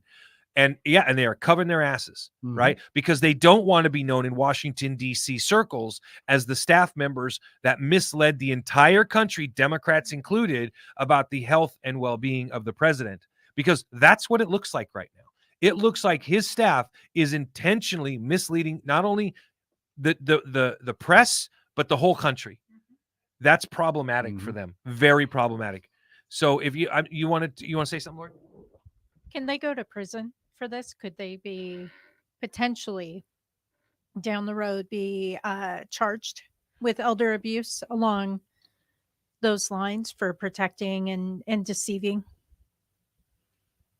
That's a great question. I don't know. Give him the mic back. He can't answer the phone if you're holding. Answer the question if you're holding on to the mic. I was like looking at her like, is she going to give? Paul's just sitting there like, can I speak, please? No, see, it went from us we pressing the woman and not letting her talk to the woman holding the microphone, not letting us talk. I won't. It's been a long time for you, huh? I mean, if a woman's holding your stuff like that, dude, just let it go. All right, here's let it go. Let it go. I think that's a wonderful question. I do not know the answer. In the law, you have this process called if not for then. If not for this, then that wouldn't have happened. Now, could somebody make the case elder abuse? Maybe, especially if now listen, we're talking about leaks, right? Some more leaks that came out. The doctor that came to the White House 2 weeks ago to visit Joe Biden, guess what he was a specialist in? Anybody know? Anybody? Bueller? Geriatric care? Well, you're close. One small section of that. Oh my God. Now the word is escaping me. Lou Gehrig's. No, Parkinson's. Yes, thank you. Yeah, Parkinson's disease. He had a Parkinson's specialist come to visit him in the White House. Now, White House logs are are public. Now, it's quite the oversight to know that the country is questioning the sanity of the president. And if you're a staff member, you invite a doctor to come check him out, who just so happens to be a world-renowned Parkinson's expert. I mean, at some point, you got to figure that one of the other staff members, like, Fred, dude, you know, like, what the hell? Like, you could have brought him in under Sally Smith, but you brought him in under his real name, you know. And so that's a legitimate issue and now a legitimate leak that we now have. Some of the other leaks are not quite as explosive, because I consider a Parkinson's specialist to be an incredibly explosive piece of data. Wouldn't you, Kevin? Yes. All of these things that are occurring, Tom? I don't think it gets explosive until we find out what they have to say. Now, if they bring in a Parkinson's doctor and then you cue up the crickets from the White House, there are crickets from the White House. Well, yeah, give them a day, give them 2. It was actually 2 weeks ago that they brought this was doctor. it 2 weeks ago? And in point of fact, here's why it's even more troubling for me. Because if they said, we believe the president is having some issues, we just want to have him get checked out, we're going to cover all of our bases, instead of that being the message, the message was nothing. Yeah. The message was, we're going to pretend this guy didn't even come in, but his name is on the log. And they had to know that wasn't going to go unnoticed. Lori? Wouldn't he go to, I can't remember the hospitals at Walter Reed. Bethesda? Oh, Walter Reed. Wouldn't he go there for this Not necessarily. type of cognitive? Not necessarily. If he wanted to have a consult, he could do it at the White House and have a consult with a specialist. I mean, he could go to Walter Reed. He's guaranteed medical care at Walter Reed as the president, but it doesn't mean he can't seek outside medical opinions, advice, consultations. Okay, but in the past, have like other presidents, haven't they disclosed something's going, or something's being looked at, or something? Presidents have in our nation's history ad nauseum lied and deceived the American public about their medical issues. John F. Kennedy had significant medical issues that were ignored. FDR was suffering from polio. And a whole bunch of the side effects from that, and the media was complicit in covering those up. Ronald Reagan died on the table after he was shot. That didn't get released till later and had to be brought back. Towards the end of his presidency, he had some mental defects, and Nancy was carrying him. So he had Alzheimer's. Yeah, in the later portions, the beginning stages. So the presidents of this country have what we're seeing with Joe Biden is really no different than it might be more severe. But it's no different than what we've seen from other presidents that held office. See, I don't think it is the big difference severe. now. I think you're right. Well, it might be more severe. I don't know. I don't know how severe Reagan's was because it was so well covered up. They kept it secret. Yeah. But this is nothing new. The only difference is you've got a 24-hour news media that does everything all the time online. There's more appearances. There's more speeches. There's more public talks. And more opportunities for you to stub your toe and for it to be caught on national television. So this is nothing new. It isn't anything new. You're completely correct about that. But you have this president and his ability to do the job being questioned. You brought in an expert to examine him. Yeah. And instead of telling the public, we brought somebody to check him out and he's clear, you say nothing. Well, hasn't this been this administration since day one? Well, they claim that they're the most transparent administration in history. As transparent as duct tape. Yeah. There's nothing about this administration. And again, I don't. Again, it's no different than other administrations. Ask the spokesperson, Jean-Claude Van Damme. There is Kumite. There's nothing transparent about this administration, and there is no legal requirement for the president to disclose the results of their medical records, a bunch of HIPAA stuff that goes with that. But it is a legitimate concern for the American people. It is. And at this point, if you're Joe Biden and you'd like to stay in, I would suggest you releasing some of your medical documents that show that things aren't as bad as it appears. Because until you do that, everyone's going to assume the sky is during falling. The Stephanopoulos interview. Did you guys have a chance to see it by any seen chance? Bits and pieces. Okay. So he effectively refused to get cognitive tests when he was pushed on it. Yeah. His response was, I've already done that. And I do them every day. Yep. Yeah. So you fail those tests every day? But again, what are we looking at for score-wise But here? that's smart on his part. I'm not advocating for it, but from his end, it's a smart decision. Because a cognitive test is going to do nothing but work against him. If the cognitive You're test, absolutely correct. If the cognitive test comes back good, everybody's going to say, well, it was a favorable test given by somebody he chose. He selected it, blah, blah, Yeah, blah, blah, blah, blah. it's like taking a lie detector test when you're sitting in the detective's office. So if I'm Biden, I don't take it either if I'm trying to protect my ass, right? If my Especially goal is if you know the chances of you passing are well, low. And even if even if the chances of you passing are average or better, it still doesn't do any good to take it. When you're on the stand and somebody says, Mr. Chambers, did you kill your wife? And you say, I plead the fifth. That's what we got here. That's what we got. We got a president sitting there saying, is your mind slipping? I plead the fifth. And listen, let me tell you, and I'm going to give you the proof when we're talking about the election in Kamala Harris. I'm going to lay the proof out for you. Mm-hmm. And we're back to the George Stephanopoulos thing, right? How many Democrats have all of you, Lori, Phil, Tom, Kevin, have all of you heard say, if Donald Trump wins, it'll be the end of our democracy?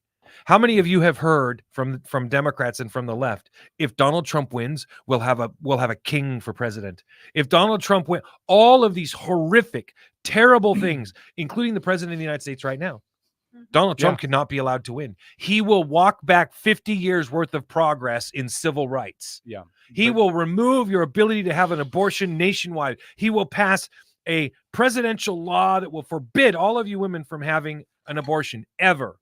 Which he won't. Now, let me tell you this. If it is that explosive of a situation and you're a Democrat and you were listening to President Biden and the interview with George Stephanopoulos, when George Stephanopoulos asked the president, he said to him, Mr. President, if you lose because and you lose after refusing to step down due to the potential that you have for cognitive decline, if you know that cognitive decline is, I'm paraphrasing, by the way, Holly.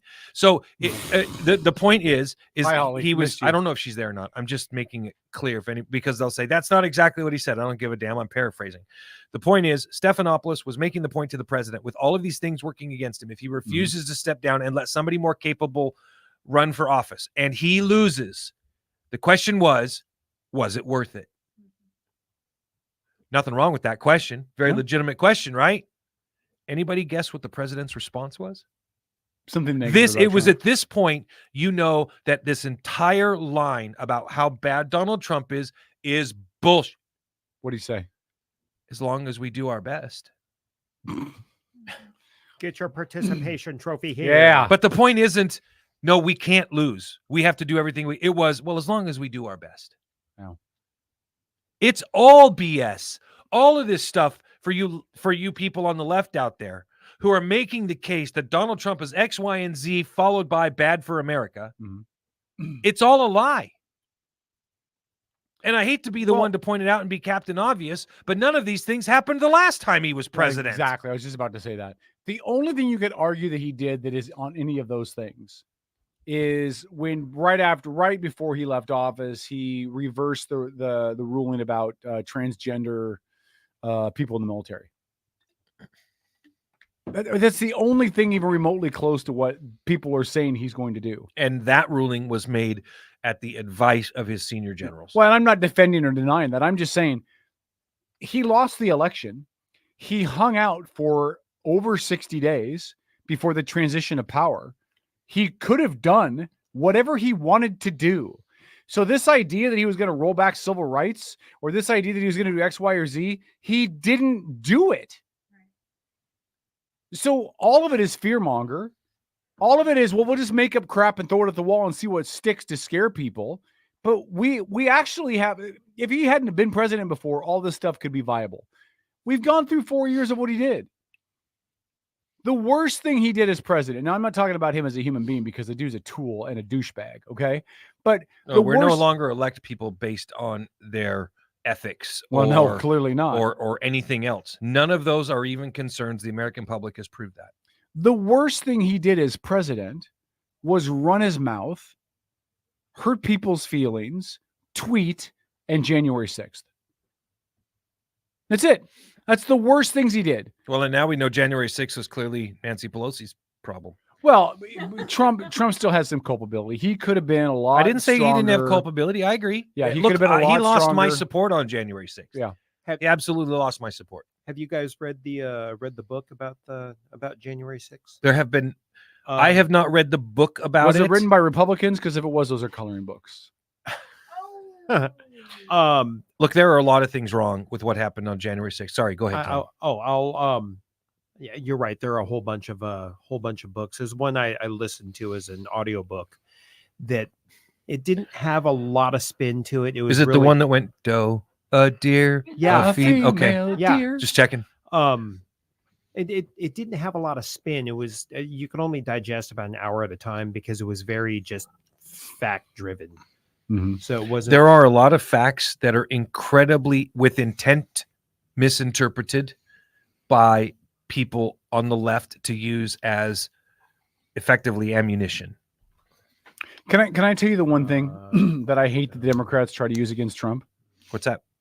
When they say, when they compare job growth between Trump and Biden. Yeah. That is the most Did you cringe when President Biden used that in the speech? Yes. He's the only president since Hoover, the vacuum cleaner, that left office with fewer jobs than when he went in. And the disingenuousness of it is just disgusting. Yeah. I mean, wait, there was a pandemic? Yeah. When it benefits Biden to cite the pandemic, then Biden will cite it. But when it would benefit Trump, he is suddenly myopic and stupid and forgets about pancakes. And I'm gonna do your job right now and that. say, and Trump does the same thing though about other stuff, right? Oh, no, you're right. They all do it. They all do it. Yeah. When I see these little memes and these little JPEGs and these shared stories and links and stuff online, and one of the comparisons is Donald Trump lost jobs during his presidencies. Bitch, we had a global pandemic. Okay. We had a global pandemic that people didn't know what they were doing. Government overregulated and stepped in. Sure, and literally told people they couldn't work. Yeah, and sure, some of that is certainly Trump's purview, right? It's one of but not how all he of handled the COVID was one of the things that really ticked me off about him. Yeah, and Biden doesn't get credit for the job gain because once COVID stopped, which by the way, really job gain in the shortest amount of time in 2021 and 22. We had the biggest. We killed Medicaid. Yeah. But Biden doesn't get the rebound credit for that. You knew there was going to be an automatic job rebound once. Stop it, Paul. You knew that there was going to be Biden impression. There was going to be an automatic job rebound the minute all the COVID guidance, all the COVID restrictions cleared. Biden doesn't get to claim credit for that. Would the job rebound have been stronger and better under Trump? That's a great question that none of us will ever know. Yeah. But it's a good question. Just because we had a good bump when Biden was in office after all the COVID stuff cleared doesn't mean it was better than what Trump's would have been if he was in there. We just don't know. And why aren't we pressing him? Why aren't we Pressing who? Biden. Because if you press him, he smells your hair. No, but I mean, COVID restrictions completely were done in the federal offices, May 2022? Hold on. Outlaw Radio. We'll continue this conversation with Lori in a second. We're back after this on the Mega Talk Radio Network. I said, when you press it, it smells your hair.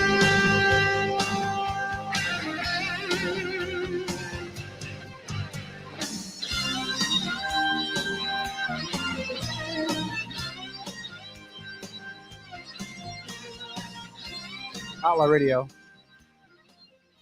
So go ahead, Lori. Continue with that question. I just we had break.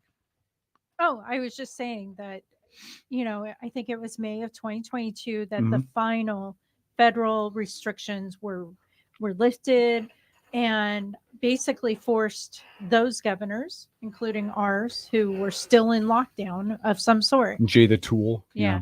Well, glory hole.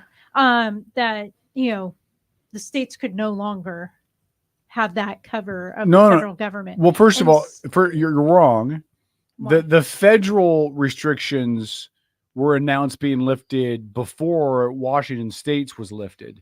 Inslee kept it in place even after the feds had started talk about recalling people to work and all that kind of stuff. So the feds didn't have any say over the states at all, and that's 10th Amendment stuff. But right, but I'm talking about when we got it as a healthcare provider. Oh yeah, okay. That was in May of 2022. Mm-hmm.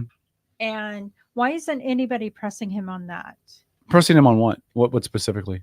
I mean, if he's able to say, "Oh, I've got all this job gain Mm-hmm. going from, the pandemic where a lot of people lost their job to, getting all these jobs.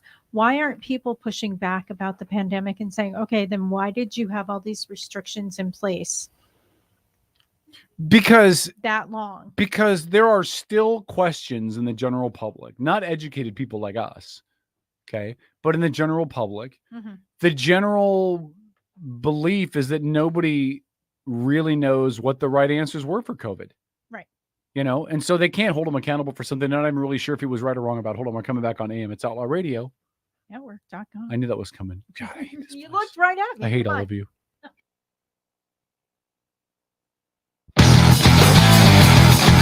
I'm Brandy Cruz, host of the Undivided Podcast, and you're listening to Outlaw Radio. Good luck. Outlaw Radio. So look, I want to get, and John posted this as a joke, but he said Trump is an existential threat to our democracy. Okay, here's the problem. And again, John, I know you're being funny. And it's what the left says. And we know that from the little laughy face. Yeah, from the little laughy face after. Yeah.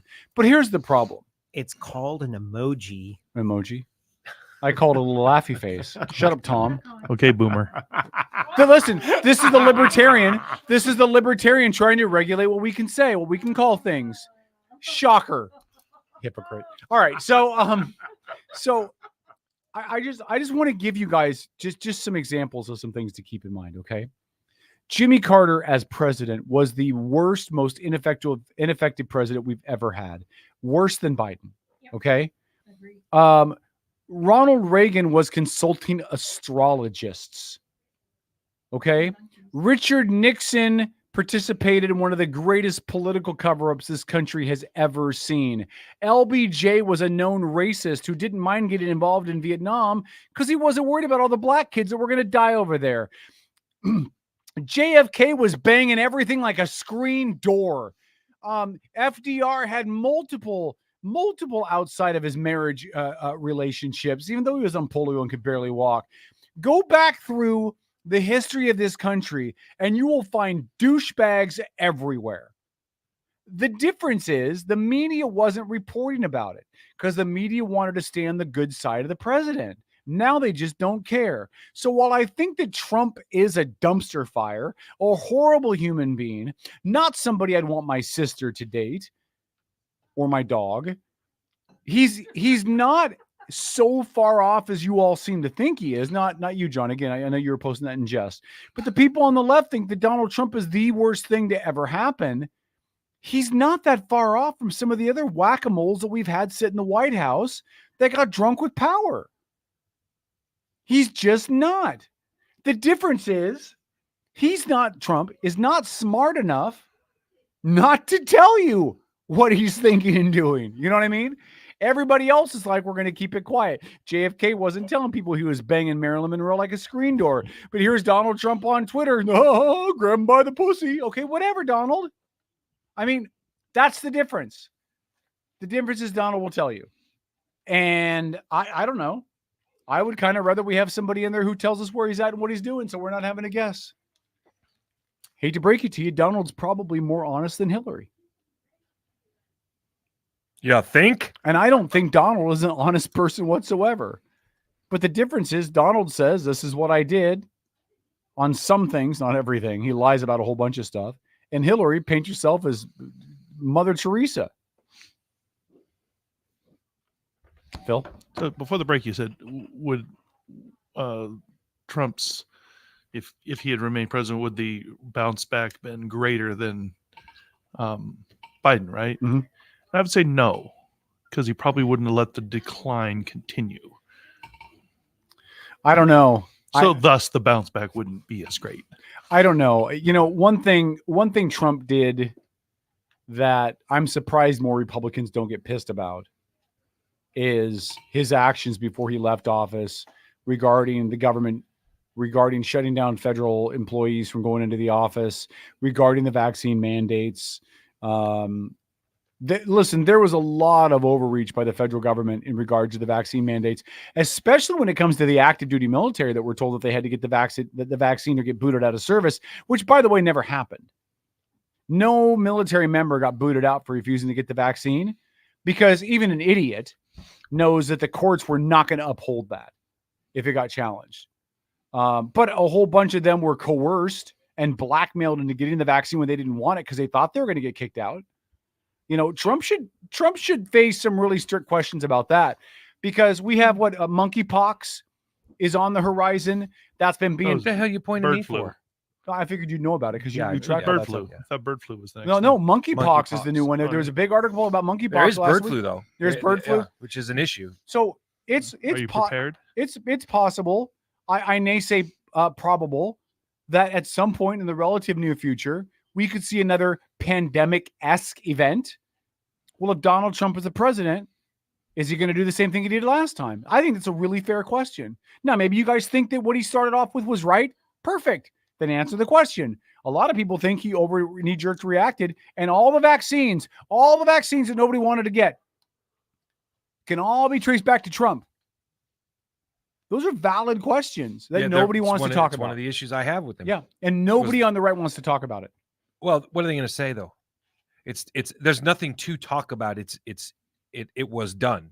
But I think the great question to ask Trump is, do you have any regrets about how you handled COVID?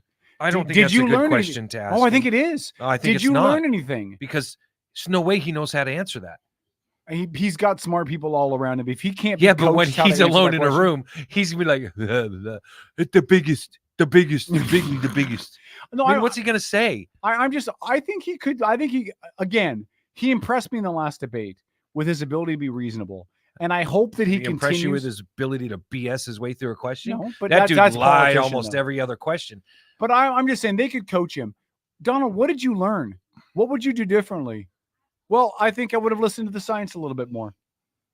I think we were all afraid. I think we didn't really know what to expect. That would require him to self-evaluate.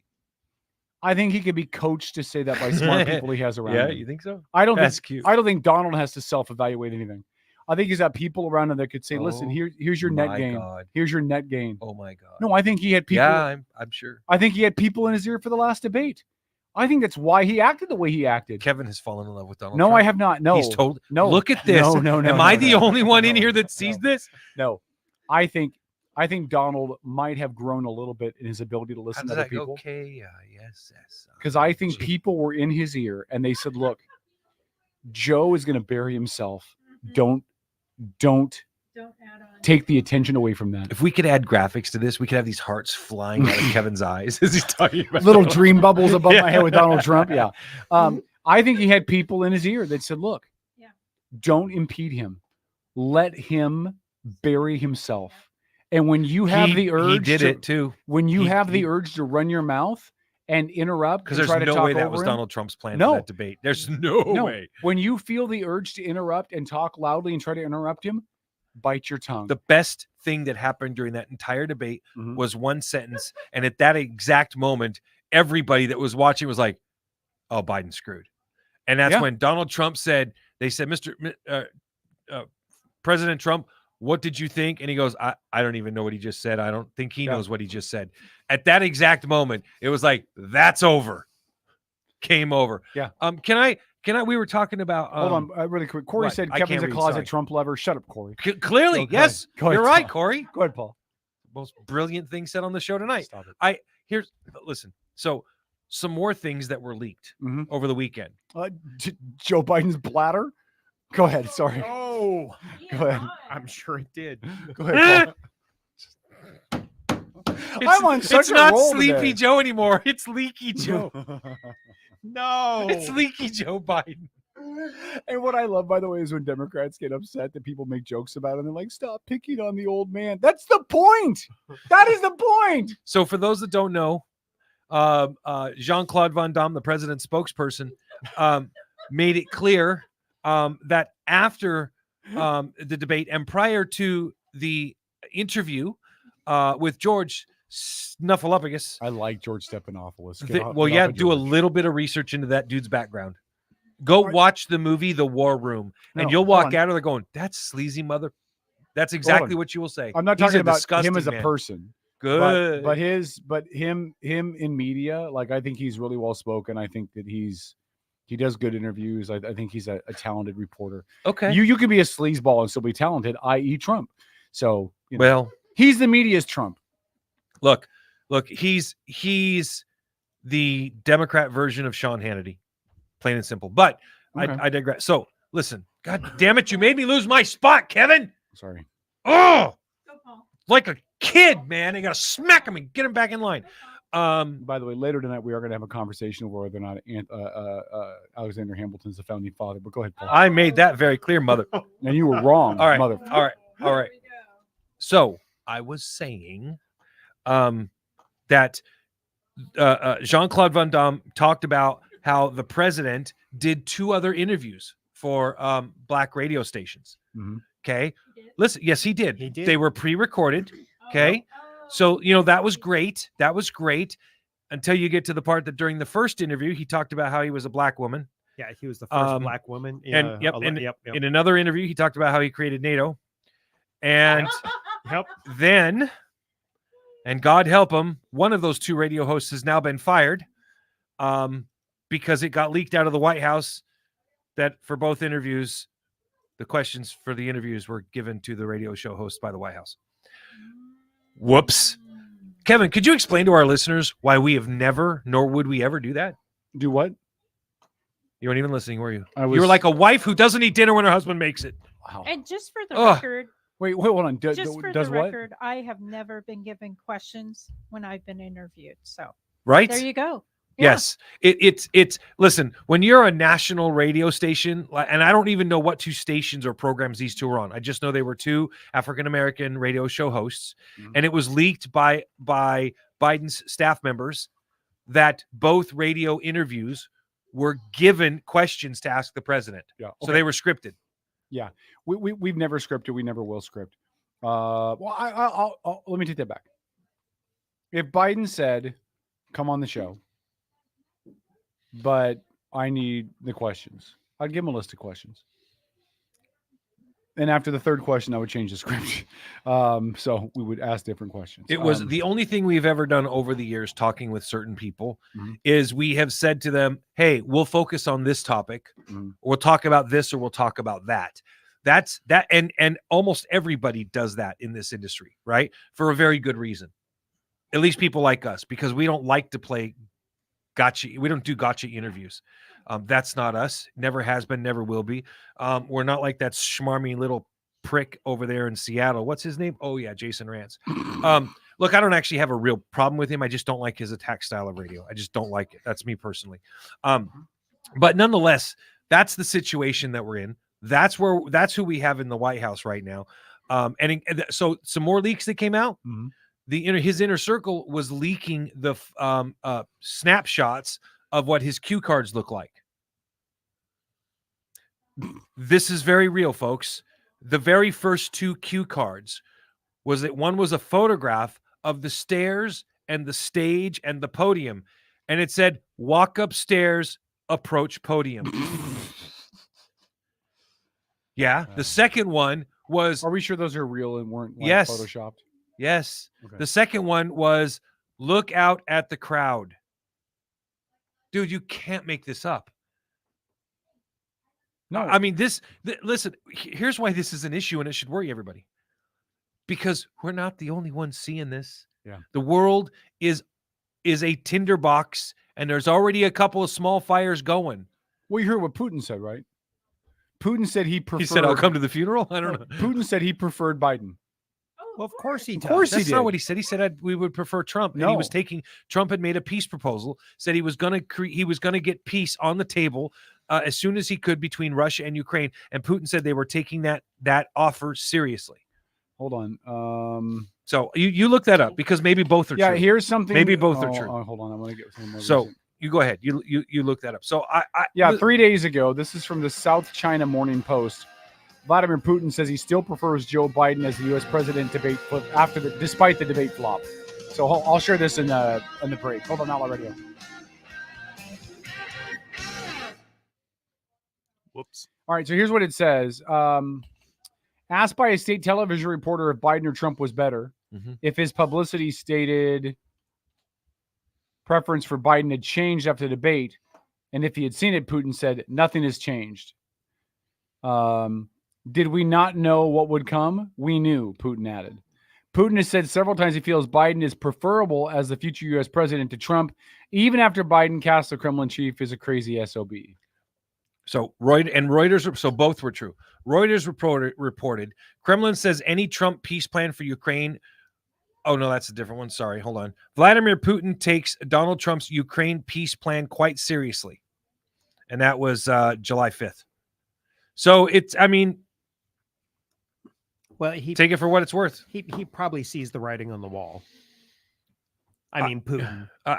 Just I would realizing hope so. that, Trump's the next guy I'm going to be dealing with. Yeah. Probably. He's got to have an idea of where the American electorate's going to go, but he also has to be prepared for either opportunity, Well, right? it could be some weird thing. He could end up with RFK. Perfect. No Oliver Chase. We're gonna have to get some help for you. I don't think Oliver Chase has enough name recognition. Say balls. I dare you. Enough of a chance. I don't think he's got the balls. There'd be Say a it. whole lot of terrible things happening in our Say country. it. I can't. I just can't. By the way, I wanted to tell you guys really quick before we come back on. I am writing a new theme song for Paul. Uh-oh. Oh, that's not happening. Oh, I am writing a new theme song. You for can Paul. write it all you want. I'm but- going to sing it and perform it on air, hopefully Wednesday night, if I have it done. We'll see if I have it done. Outlaw Radio. We're back after this on the Mega Talk Radio Network.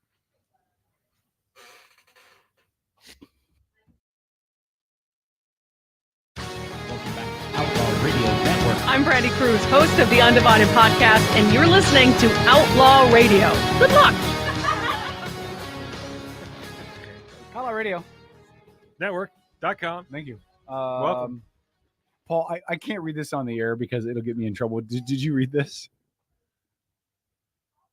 Oh, I'll read it. No, this is. You all need to understand what kind of person Kevin This is. is hilarious. Kevin is so polite; he refuses to read this. I was going to save it for later. I've been but- married a long time, so I have no fears left in life. It says, quote, to a sobbing woman. Like you're saying something to a sobbing woman. Yeah. Is there a miscarriage? Think about it. Instead of a miscarriage. Oh, so bad. See, I don't understand why Kevin would be looking at something like that and then No, laughing I just about saw it on my I just Twitter. totally don't understand it whatsoever. It And he's popped up left on it my on his Twitter. screen for like 20 minutes. Because I wanted to show you. It came up on my Facebook. I just thought it was hilarious. I love inappropriate, strangely, hilarious it strangely things, yeah. is. It's strangely. Yeah. Knock, knock, Kevin. Who's there? Europe? Europe who? No, Europe who? Since we're telling jokes, I got a good one here. Kevin, say knock, knock. Knock, knock. Who's there? Shut up. I hate every single last one of you. All of you. You got to finish it. I don't know. That's it. I don't know. Because never mind. All right. I don't even know what we're talking about. Knock, knock. Stop. Stop. Okay. What is this? Like 5th grade story hour? Knock, knock. Sometimes. Who's Now, I was wondering, you got a song for Wednesday? You already got like a background beat and everything to go with it? Yeah. Does it sound like this? No, it does not. No, it's actually listen, sounds like a washing machine or a dryer. It's shoes and a this, dryer. Yeah, that's what it sounds. this song is going to be epic, and it's going to be something we're going to want to play all the time. They might even ask me to come into studio and actually record it professionally. It's something Dennis is going to record and play over and over and over again. Are we on Facebook? No, we're on AM we're on radio? AM. Yeah, You're yeah, lucky. yeah. You're lucky. It is going to be so. Dennis, you better not be involved in this. It's going to be so amazeballs. Though Dennis doesn't even know. I haven't told him, but I Then will. I tell him tonight. apologize. I will tell him tonight, though. You're gonna find 'Cause out soon. When I tell him the song and the idea that I have, he's going to consider me greatness. No, he's not. Dennis likes me. In fact, when we go to the Derby this year, if we do the Derby this year, I'm going to have them play that song during the Derby. We do need to provide Dennis with a soundtrack during the Derby this year. I think Do that we? would be a lot of fun. Yeah. You would just play It's the Final Countdown. No. I think like each of our theme songs should play when Dennis introduces us, and then there should be really cool background music. Yeah. Okay. Entertainment. Yeah. Entertainment. So we need to take some lessons from WWE, man. Oh, okay. You know, like yeah, for sure, man, for sure. Well, Provide those I people think with what song needs to play for me is Hulk Hogan's old theme More song. Than a Woman. No, I am a real American. play for the? Yeah, that should play for me. All right, let me ask one question about this whole Biden thing. Okay. What part versus only part of Just the Biden every thing. The whole Biden the whole thing. thing. The whole thing. Biden versus thing. just If you a part of it. if you go onto YouTube, and I suggest you guys do this after the show, not during the show, because you'd suck if you did. But go after the show and look on YouTube for comparative videos. Biden in 2000 and let's say 19 to Biden today. What? Oh, I know. I saw that earlier. I can't say that on the air either. If you look at the comparative videos, he almost shot septic swill at. I his know, nose. all over my laptop. He almost did. Joe Biden did not. Joe Biden was not a good orator in 2019. Orator, good speaker. Okay. It wasn't his strong suit.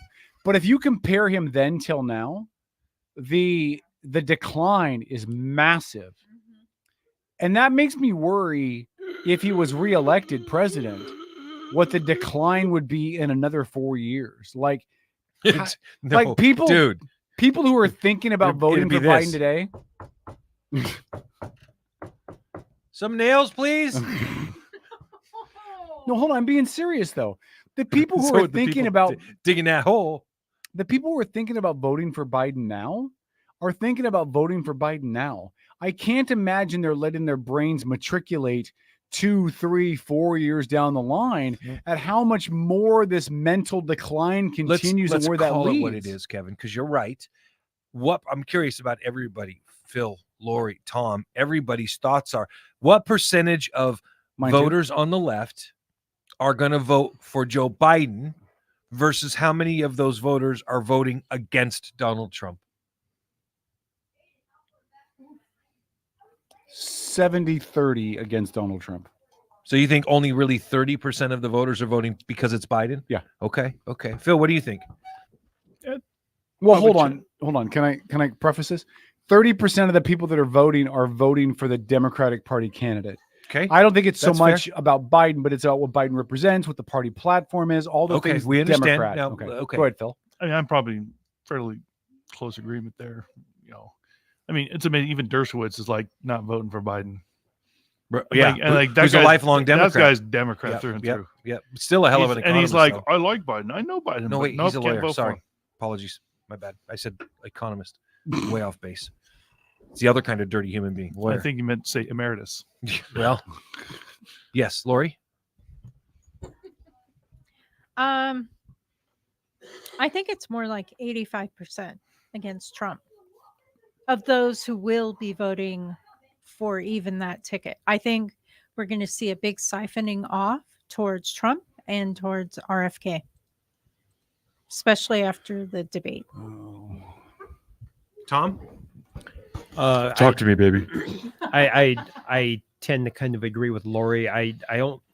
So people that have ABT, anyone but Trump syndrome. Yes. I think those people are going to be really exploring the third parties and the RFK, and because Kennedy's a big name in politics still. It's not like he's unheard Yeah, they of. never seem to make it to round 2, however. Yeah, well,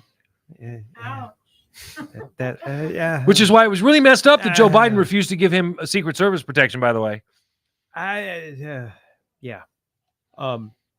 no, the Kennedy family trees sound that like everybody knows.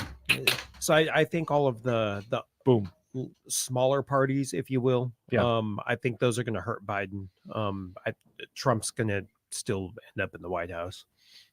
Okay. Well, so we have two people sitting at 70-30. We have two people sitting at 85-15. I will tell you, I think only 5% of Democratic voters are going to be voting for Joe Biden because it's a Democrat or Joe Biden. And here's why. Because when I am looking at social media posts, I have like whatever it is, 5,500. No, it went up. I don't remember what it was like, but it went up, went over 5,000 because I switched my social media page over to whatever it was, the other option.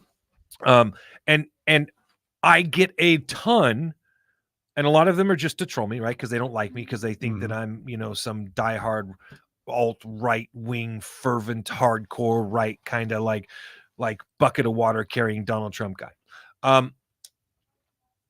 a lot of people post stuff just to try to like engage with me or get my goat. But if I scroll through, even just tonight, and I was playing around with it while we were at break, almost 1 out of every 5 posts on my page was something about the 2025 plan. And they are making it out to be something that I find very interesting. It's this will ruin our country. This will destroy us. This will take us back, 75, 100 years. This is what Donald Trump is going to do. This is the plan. It's set in stone. And all of these people are saying different versions of those same BS lines, which are amazingly not true. Listen, for those of you that are listening right now, the 2025 plan is a fantasy put forth by the Heritage Group. That's it. It's what they would like to see happen under a Trump presidency should he win. These are suggestions, but leftists are putting this out there by the bushel that this is Trump's plan for when he wins the presidency. The reason I'm saying 5% are voting for him because are going to be voting for Biden because he's a Democrat. The other not, because you see all of these people are focused on one thing, on what Donald Trump is going to do when he wins. They're not focused on anything Biden may or may not do. They are focused on we can't let Trump win because he will do these things.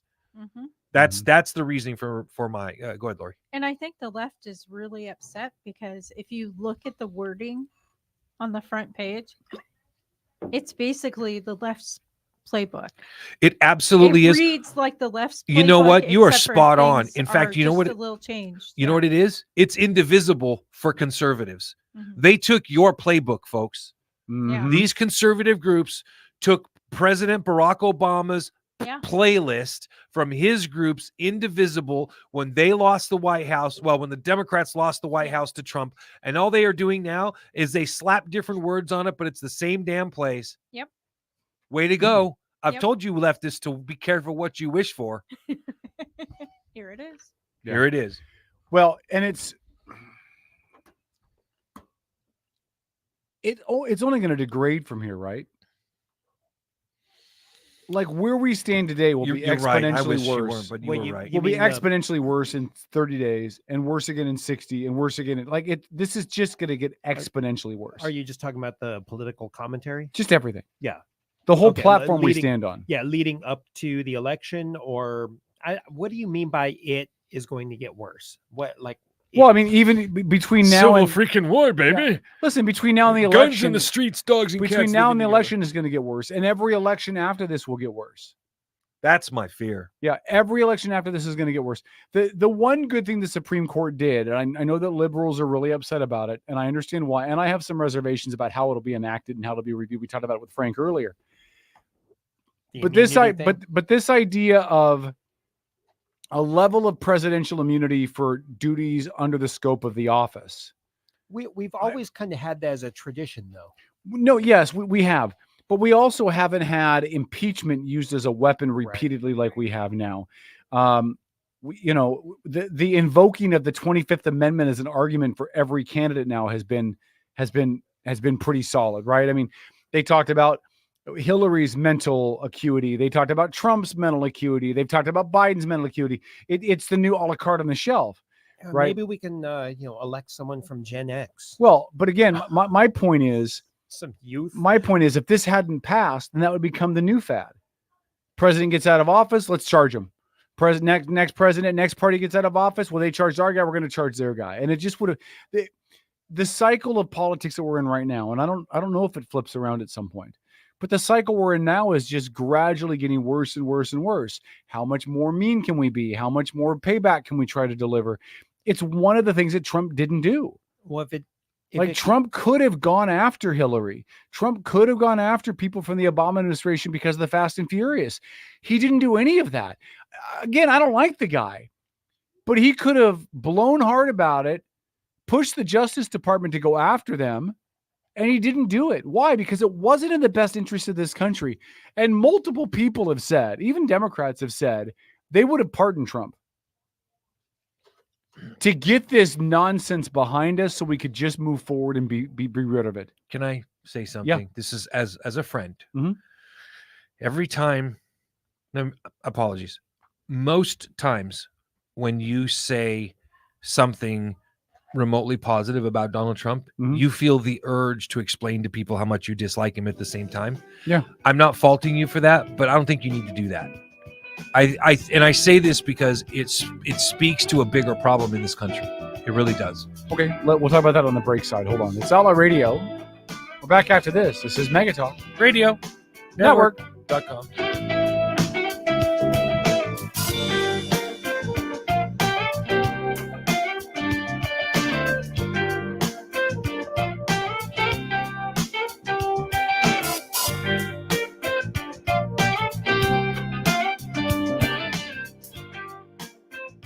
Outlaw Radio. Want to hear a funny joke before you leave, Paul? Knock, knock.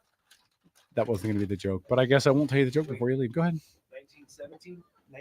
Yeah, you guys just talk off mic. That's great. We're on Facebook, and we're just doing a radio show here. But you guys talk off the microphone. That's totally fine. Whatever. When Paul comes back, by the way, we're going to have a little conversation about the greatest of all founding fathers, Mr. Alexander Hamilton. But Benjamin Franklin? No, Alexander Hamilton. So listen, Paul asked about the fact that I equivocate my positive statements about Trump, and he doesn't think I need to do that. It speaks to a bigger problem. I don't think it does. I think the fact that I'm not a Trump guy is important because most of the people showering Trump with praise or acknowledging anything Trump does are Trump supporters, which taints their opinion.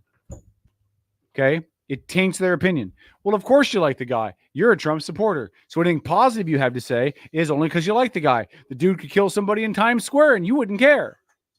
The fact that I'm not a Trump supporter and don't really like the guy and still can find positive things to say about him says more about the positive things I'm saying about him because I don't like the guy.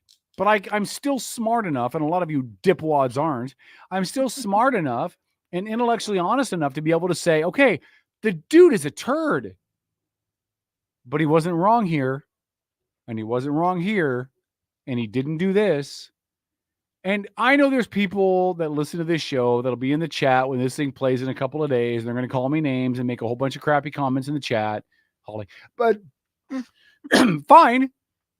But if you can't be intellectually honest enough to say, well, Kevin, you're right. He didn't do that. Now, I don't think it's as big of a deal as you do or what, whatever. But he didn't do a lot of things that we would have expected him to do. He didn't weaponize the DOJ to go after Obama or Clinton. Yet the DOJ was weaponized to go after Trump. Mm-hmm. Now, maybe you agree that the DOJ should have been weaponized. Maybe you're okay with it. I'm not debating that. This is not about the positives or the negatives or the right or the wrongs. The fact is Trump never tried to do it. And the problem is, as we were talking about before, these political head games don't go backwards. Okay? Well, if impeachment will become more common, not less. So if these political head games don't go backwards, though, if they just continue down this path, then whatever we're you want fucked. to call it, then yeah, I mean, then we're fucked. Then we theoretically you could sit down and figure out an algorithm to when the United States will cease. Mm-hmm. Yeah. Maybe. Or we adapt like we always have.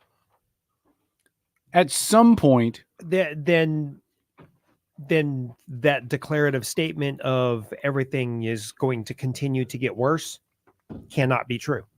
Everything will get worse until we get a unifying president.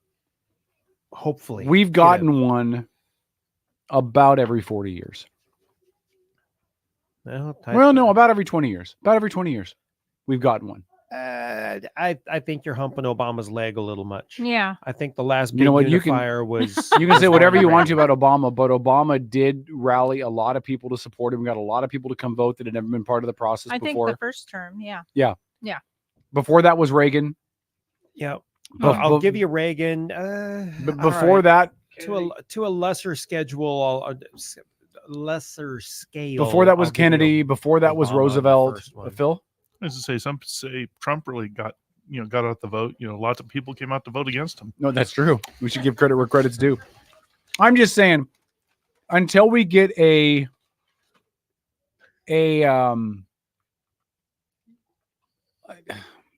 don't even know the word I'm looking for. Until we get a president ecclesiastical, a president who pulls people together towards the middle. Satan? No. He pulled people to the left.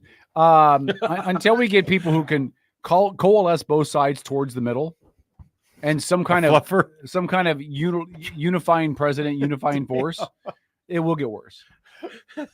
It will get worse.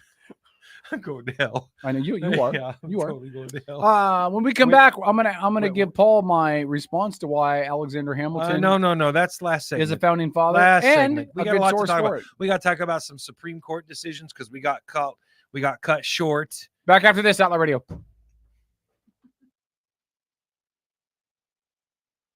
You're listening to the Outlaw Radio Network.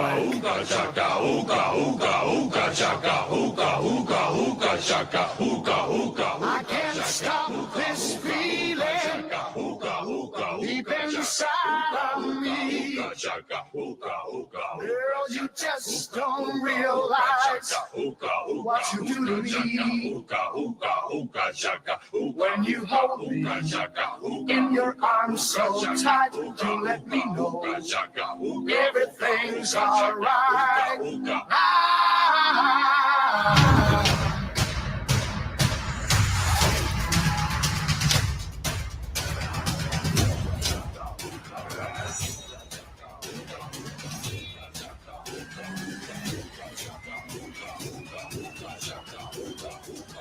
I'm St. Paul, and I'm not very supportive. The galaxy. A bunch of a-holes. What kind of feeling? I'm high on believing. What are you doing? Oh, God. What are you doing? Give me the Heimlich? He doesn't get it. Or he got it. Could have been worse. Or he got it. He was being a training bra and being supportive of you. Whatever, Paul. At least he wasn't trying to be your athletic supporter. You know, the difference between Paul and Joe Biden is that Joe Biden just sniffs and Paul grabs boobies. So clearly, on the scale. Did you hold on? Did you see the video that just came out of Joe Biden shaking the African American dude's hand? Oh my God! And it gets so painful. Tell me that it's not bad. You guys didn't see this? Oh my God, we got to. Biden grabs the guy's hand to shake it, but then he takes his other hand and puts it on the guy's forearm and starts stroking him. And his buddy is standing there looking like, dude, and like the female Secret Service agent was like, her eyes got big and she like turned away like, oh, yeah. I thought you were talking about the one where Biden was walking up. There was an African-American woman, blue shirt, face all lit up. She's like excited that the president's about to come shake her hand. Well, I'm going to play that video in a second. Right past her to some old white guy. For those that don't know, Joe Biden used to be quite the well-renowned racist. That dude made you know what? Hold on. That video is not true. There's a picture right there of him hugging her. Tom. So there, watch this. So again, this isn't off radio. On radio, you have to describe it or play. But watch. He goes over to her. He gives her a hug. So he gave her a hug. Okay. They just edited down. So yeah, I'm not even going to share it. I didn't get to see that. It says, "What are the Republicans claiming?" Well, they're claiming dude's old and senile. That's what they're claiming. They're claiming he's a racist. So the way that they edited the clip was he went from the white guy and then skipped over the black, the teenage black girl to somebody else. So that we're and then clear, it showed her as unhappy. One political party is accusing the other political party of deceptive editing. Yes. Huh? Amazing. Shocker. Well, Phil. I thought Biden can't be a racist because he's a Democrat. Oh, Phil. Is that how that works? Oh, Phil. Listen, I hate to break it to you, but Robert Byrd. Democrats can be just as racist as Republicans. And for today's history lessons, let's remind all of you Democrats out there, y'all are the racist ones that started the KKK. I hate that argument, though. It's not an argument; it's a fact. I'm not arguing about it, am I? I'm just stating it as a fact. Yes. Thank you. What would be the fact of the origins of the Republican Party? What would be the origins of it? It was an anti-slavery party. So yeah, I wasn't there. Somewhere along the way, their objectives and ideals changed. I mean, it was the Democrats that pushed hard for the Civil Rights Act of 1968, and Republicans opposed it. So it's not, you can't I think I just hate when people say, well, Democrats formed the KKK. Yeah.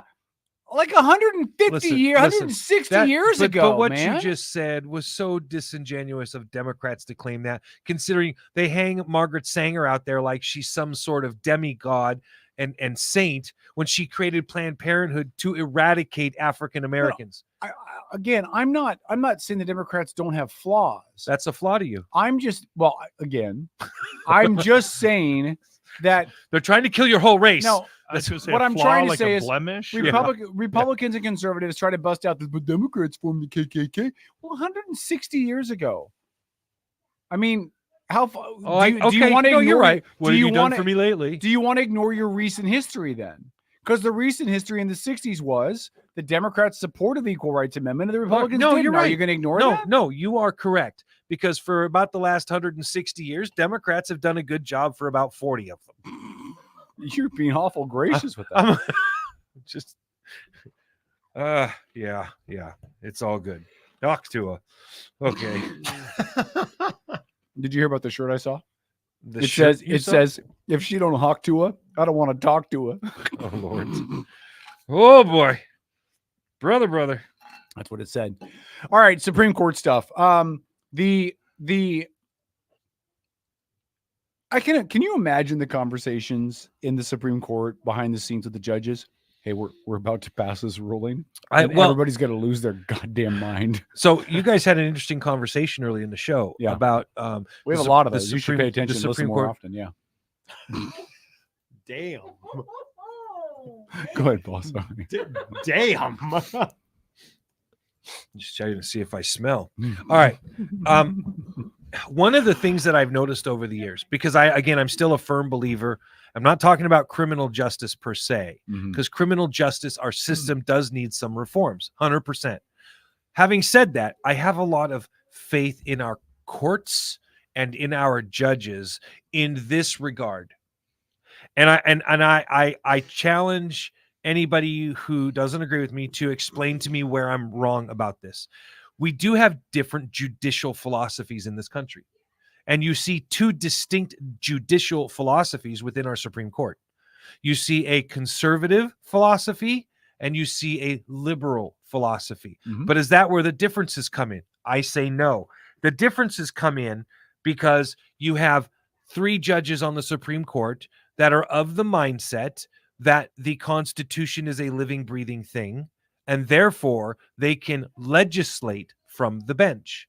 And then we have 6 judges who are of the mindset that the Constitution is a written in stone document that is not living and breathing. Therefore, they rule based on that document. They do not legislate from the bench. I am not saying that one is better than the other, but having them both represented shows a very clear difference when we look at the rulings that have come out in the last couple of weeks, does it not? Like, even the immunity case that came out for Donald Trump was a fascinating case because our presidents have operated in this country for 200 plus years under the guise that the president has certain immunity. Or if you're Kamala Harris, just under guise, but go ahead. Ouch. So they've operated under that guise that there is a degree of immunity. What was that assumed? It was assumed that degree of immunity was prescribed in a manner so that if the president was doing things in the course of his duties, he was immune. That's essentially what they ordered. They literally, their order was, hey, what we've all believed all along, yeah, we're gonna actually write that down as law. We're going to write that down, not even as law, but as a precedent that's now been set, and we've ruled on it, right? The liberal judges, Sotomayor, for example, whose hyperbolic response was, oh my God, it's the end of rule. We've just made the next Republican president a king.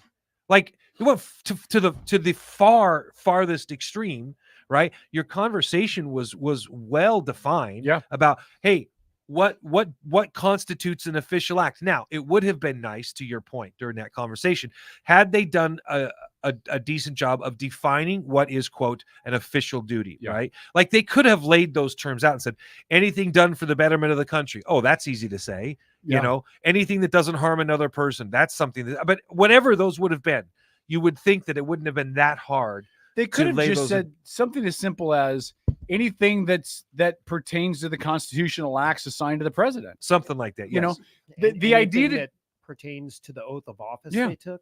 the idea that they're going to return it to the lower courts scares me, because then we look at the weaponization of the lower courts. because those are appointed judges. Yeah, and Correct. that's because we know that Trump appointed lawyers have done a really good job of backing up Trump stuff. Well, and that Trump was- appointed, Biden appointed judges have been more inclined to rule against Trump So stuff. that was where I was going with my point. Mm-hmm. So not to point out your brilliance, no, thank you. Not going to let you wallow in it. Wallow. Well, Skinny self-pity, guys for don't example. wallow. Shut up. So here's my point. I want the Supreme Court making those decisions, and it's not because they're conservative or liberal or anything else. I feel very strongly, and this is why I'm a fiscal conservative social moderate. Okay. If that doesn't make me conservative enough for you, I don't care. I am what I am. I know. But I want my Supreme Court ruling on the constitutionality of stuff. That's what I want them ruling on. I don't want them ruling on how something makes them feel, which is, let's be honest, that is exactly what liberal judges do, because they believe that is their position. That's okay. I'm not going to challenge them on that. Like, we need the full scope within our system in totality, right? I firmly believe that. It makes us better. But when it comes to the ultimate law and rule of the land, the Chevron decision, I think is going to so massively impact. And I think one of you guys made the point that it's going to make things really bad for a while. It could, and here's why. Because a lot of it's going to have to be figured out. And it's going to take time to figure it out. Well, our federal bureaucracy has got some surgery.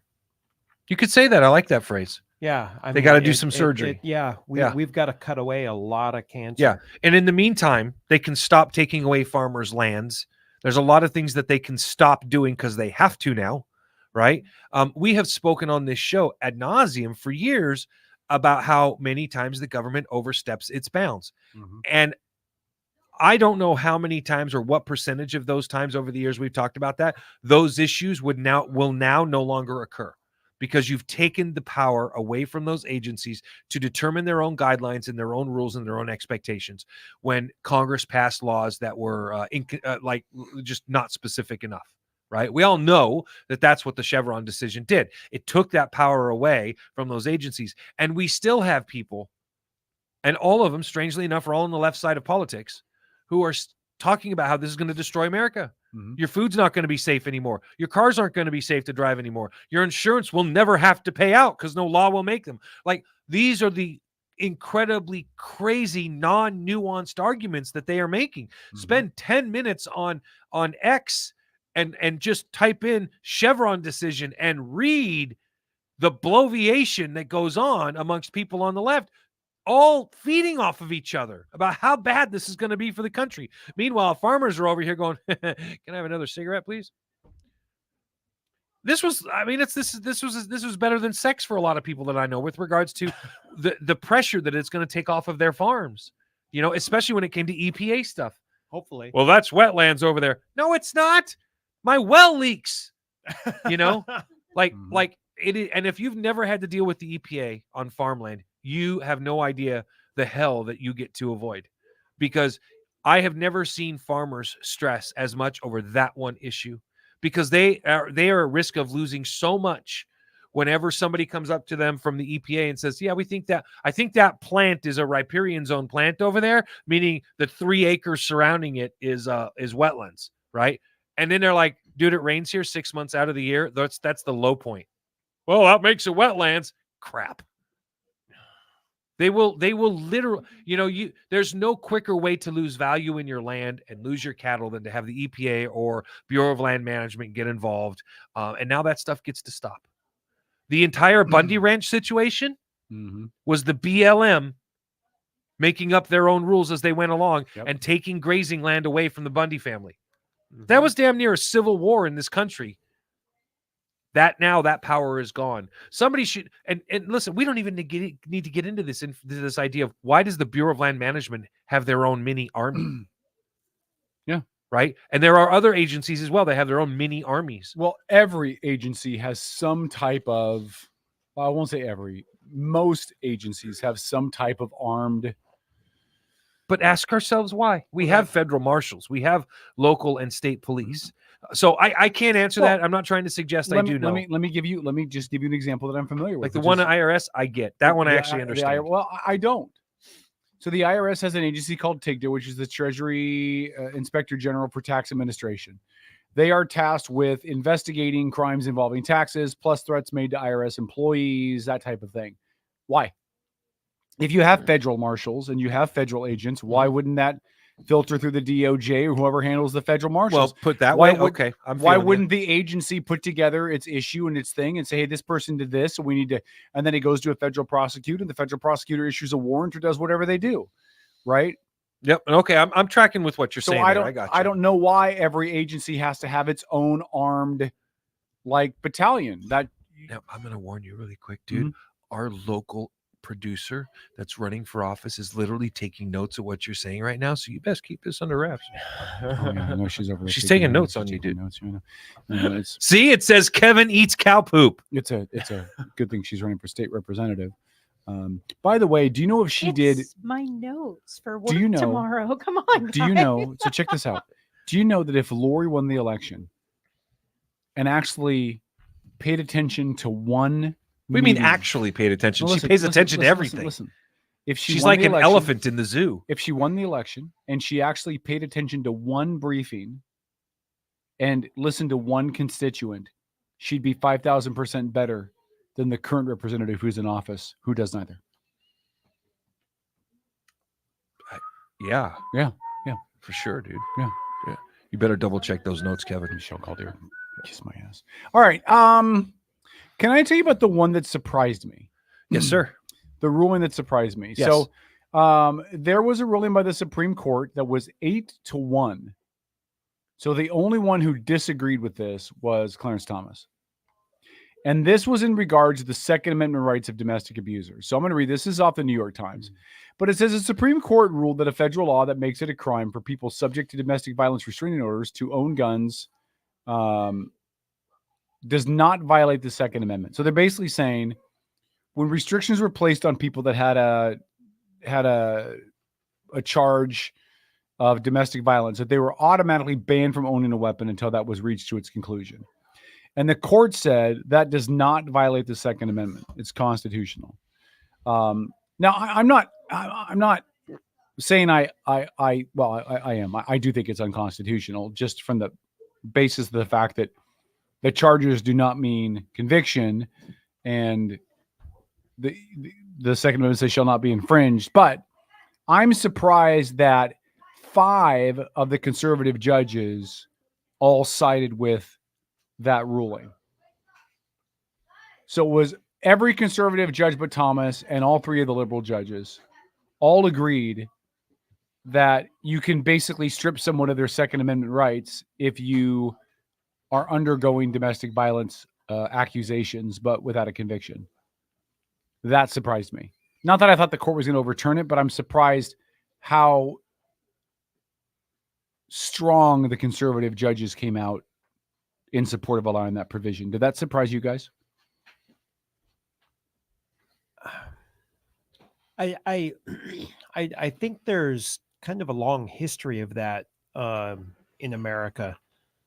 You go back to the westward expansion, and there's talk of a sheriff going and saying, "Hey, give me your guns till you're done in town." Mm-hmm. Absolutely correct. I think the idea that some people need a little bit of a cooling off time. I don't necessarily think it's a bad thing. Okay. There's got to be a reason for it. If the reason is an accusation. Well, an accusation is one thing. If there's a protection order, right, which is still an accusation, right. But if there's a protection order that is in place, I'm fine with the idea of someone having to surrender their weapons until that protection order is resolved. I am shocked, libertarian boy. Like I'm stunned. He's not who we thought he was. No.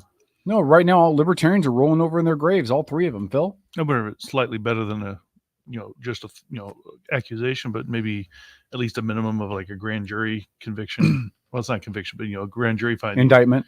Yeah, so at least although we know grand juries can indict a ham sandwich, it's something. Yeah. Okay. I'm shocked, man. It's like on principle. Like the example I heard, it's been a couple years, was the fellow's uncle was like dementia's kicking in, or like, okay, he needs to not have guns anymore. Mm-hmm. But it's like not like we're trying to charge him with a crime. It's just he needs to not have guns, or frankly, his car keys.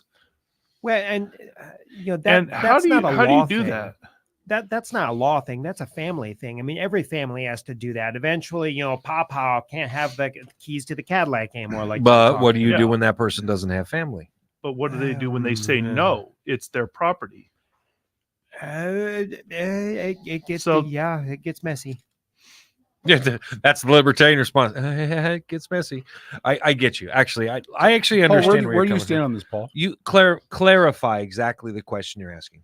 Where do you stand on the idea of an accusation being made against somebody about domestic violence, protection orders put in place, charges are pending but not adjudicated, and we strip their gun rights? Yeah. It gets messy. Well, now you're a libertarian. Great. Listen. I hope you and you Tom can are go holding one of a hands. couple. Listen. The Second Amendment supporter in me very clearly states, if you haven't been convicted of anything, that nobody has the right to take your guns away. Right to keep and bear arms shall not be infringed. It doesn't say, well, if you're having a bad weekday or month, we can go ahead and take your guns. It's not what it says, right? But on the same note, we have people that have mental breaks from society, and we need to be able to protect people if those individuals have mental breaks from society. Now, we need to come up with a method to define who's having a mental break. I don't know what that is. Unfortunately, I'm not enough of a mental health expert. I don't disagree with you. I think if you had a separate proceeding to address the gun issue, to address for mental health or whatever else, but just the blanket, you've been accused of domestic violence, we're taking your gun. Yeah, I'm not okay with that. I'm not okay either. It goes against the Fourth Amendment.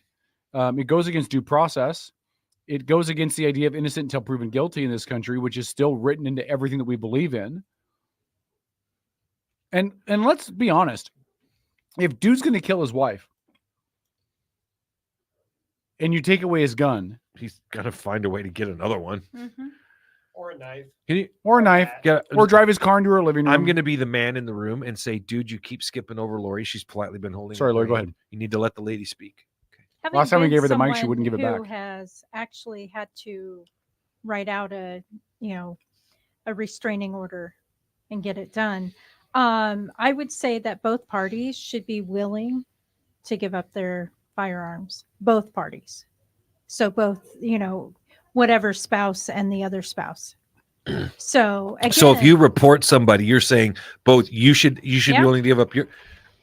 Yeah, because I'm not saying this to be weird, but you got balls, because that if you got somebody out there like your ex-husband and you want him to have to give up his guns and you're like going, I'll give up mine too. That's nuts, I think. Outlaw Radio, good comments in the chat. We'll get to those in the break. Stick around. It's Outlaw Radio. Don't shake your head. I'm telling you, I think you're nuts, man. No.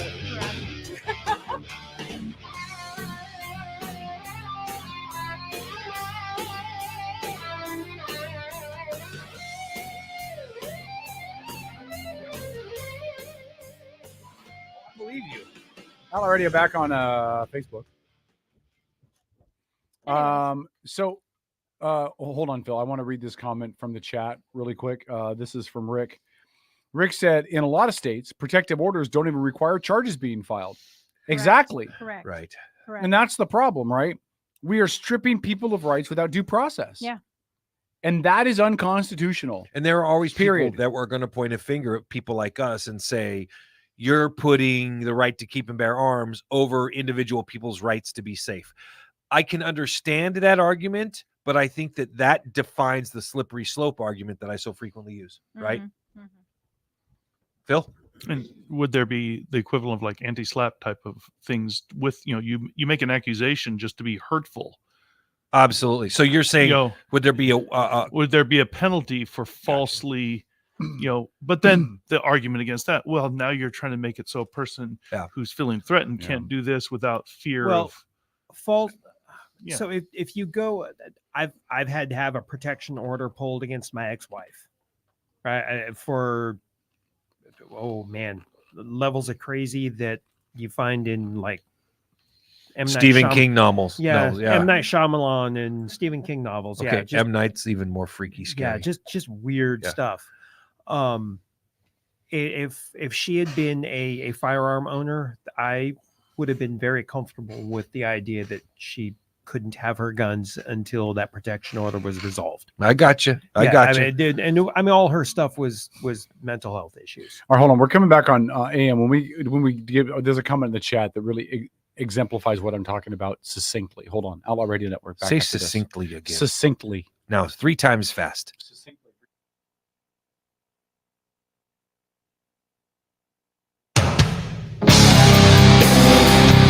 I'm Brandy Cruz, host of the Undivided Podcast, and you're listening to Outlaw Radio. Good luck.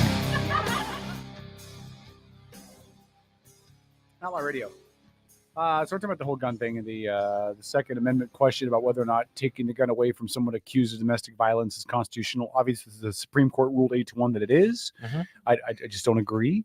So here's something that Terry said in chat, and I know Terry personally. We've been good friends for years, and so Terry, please don't take this as me picking on you. Terry said, "I would love it if my gaslighting, trash talking, narcissistic ass ex would have to give up his guns."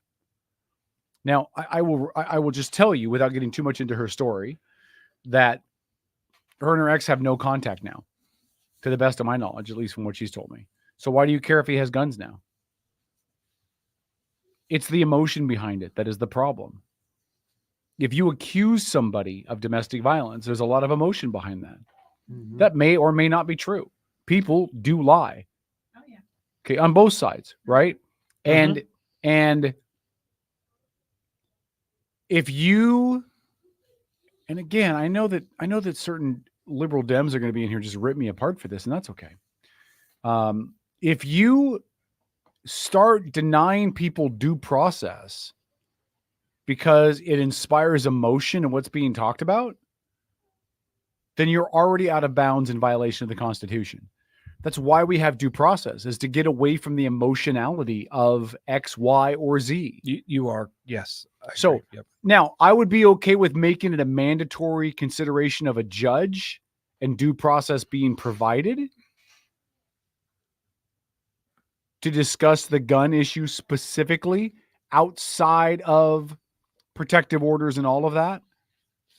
But just to willy-nilly by default strip gun the ability to have a firearm. Ooh, strip guns. Well, and here's a question. If a cop gets accused of domestic violence, does he lose his job? It depends. Is there a protection order in place? But what if there has is? he already gotten his hands on his wife? If there's a protection order in place, then a judge somewhere saw fit that yes, he could be. He was enough of a threat, so he should be at least on administrative leave. And it's or behind a desk, right? You are messing with somebody's ability to provide for their family. No. And pay their You bills can be on an paid accusation. leave. He's messing with it himself. There is a very high level of physical violence and crimes committed against wives of police officers.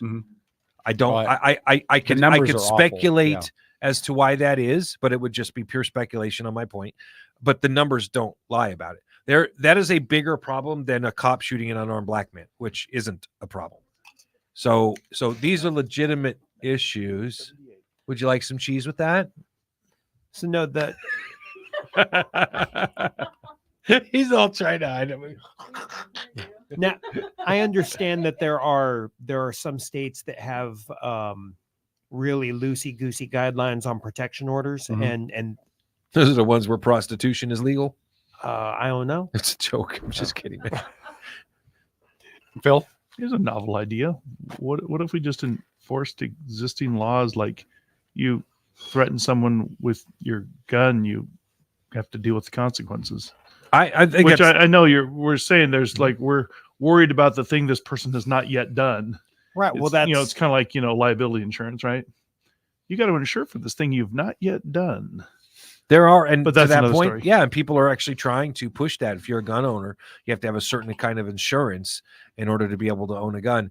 I wasn't even going there. Wow. Well, but you kind of touched on it, yeah. yeah. And so, and look at we've got a host of issues for gun owners right now. Mm-hmm. And this is just another one of them. How they get addressed, I don't honestly know, but I do know that as long as we do not turn our gaze from the Constitution, the general rights of Americans should be protected on that level.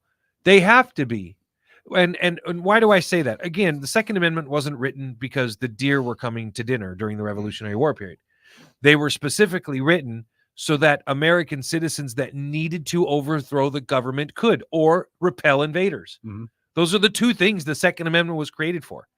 Had nothing to do with hunting. Nope. It does state a well-regulated militia, but that is a highly debated, very contextualized conversation, not one that any of us here are qualified to have, but I happen to side with the side of that talks about that line. They get into where the comma is placed and how it meant that there's a pause there, and that who defines a well-regulated militia. That could be me and a bunch of my friends. That's what I believe it to be. The National Guard is a part of the federal and the state government. Therefore, it can't be and that's what the argument is, right? Well, the state has a well-regulated militia. You have the National Guard. Wrong. That's not what it is. It's been suggested it might be better interpreted as well-regulated public. That's not the words, but that might be more relevant to today's understanding. Mm-hmm. Yep. So, and it opens up a whole bunch of other questions about the restrictions on guns. Like, convicted felons are not allowed to have a gun. But if they've served their time and they're no longer under parole or probation, whatever you call. That's where I'm at. If you've served your crime or time and paid your fines, you should be able to have all your rights. And then if you're restored back to a normal functioning human member of society, why do you not? Didn't Washington State just change that, or aren't they trying to change that so that you do not have to go seek a judge's order reinstalling your rights? I don't know. I'm gonna have to look into that because I thought that I had read something about that. Because I thought, like, you served your time, you paid all your penalties. Yeah. Now you can have your guns and run for Congress. So you're good. Well, I mean, it depends on how many felonies, right? You got a minimum 30. So,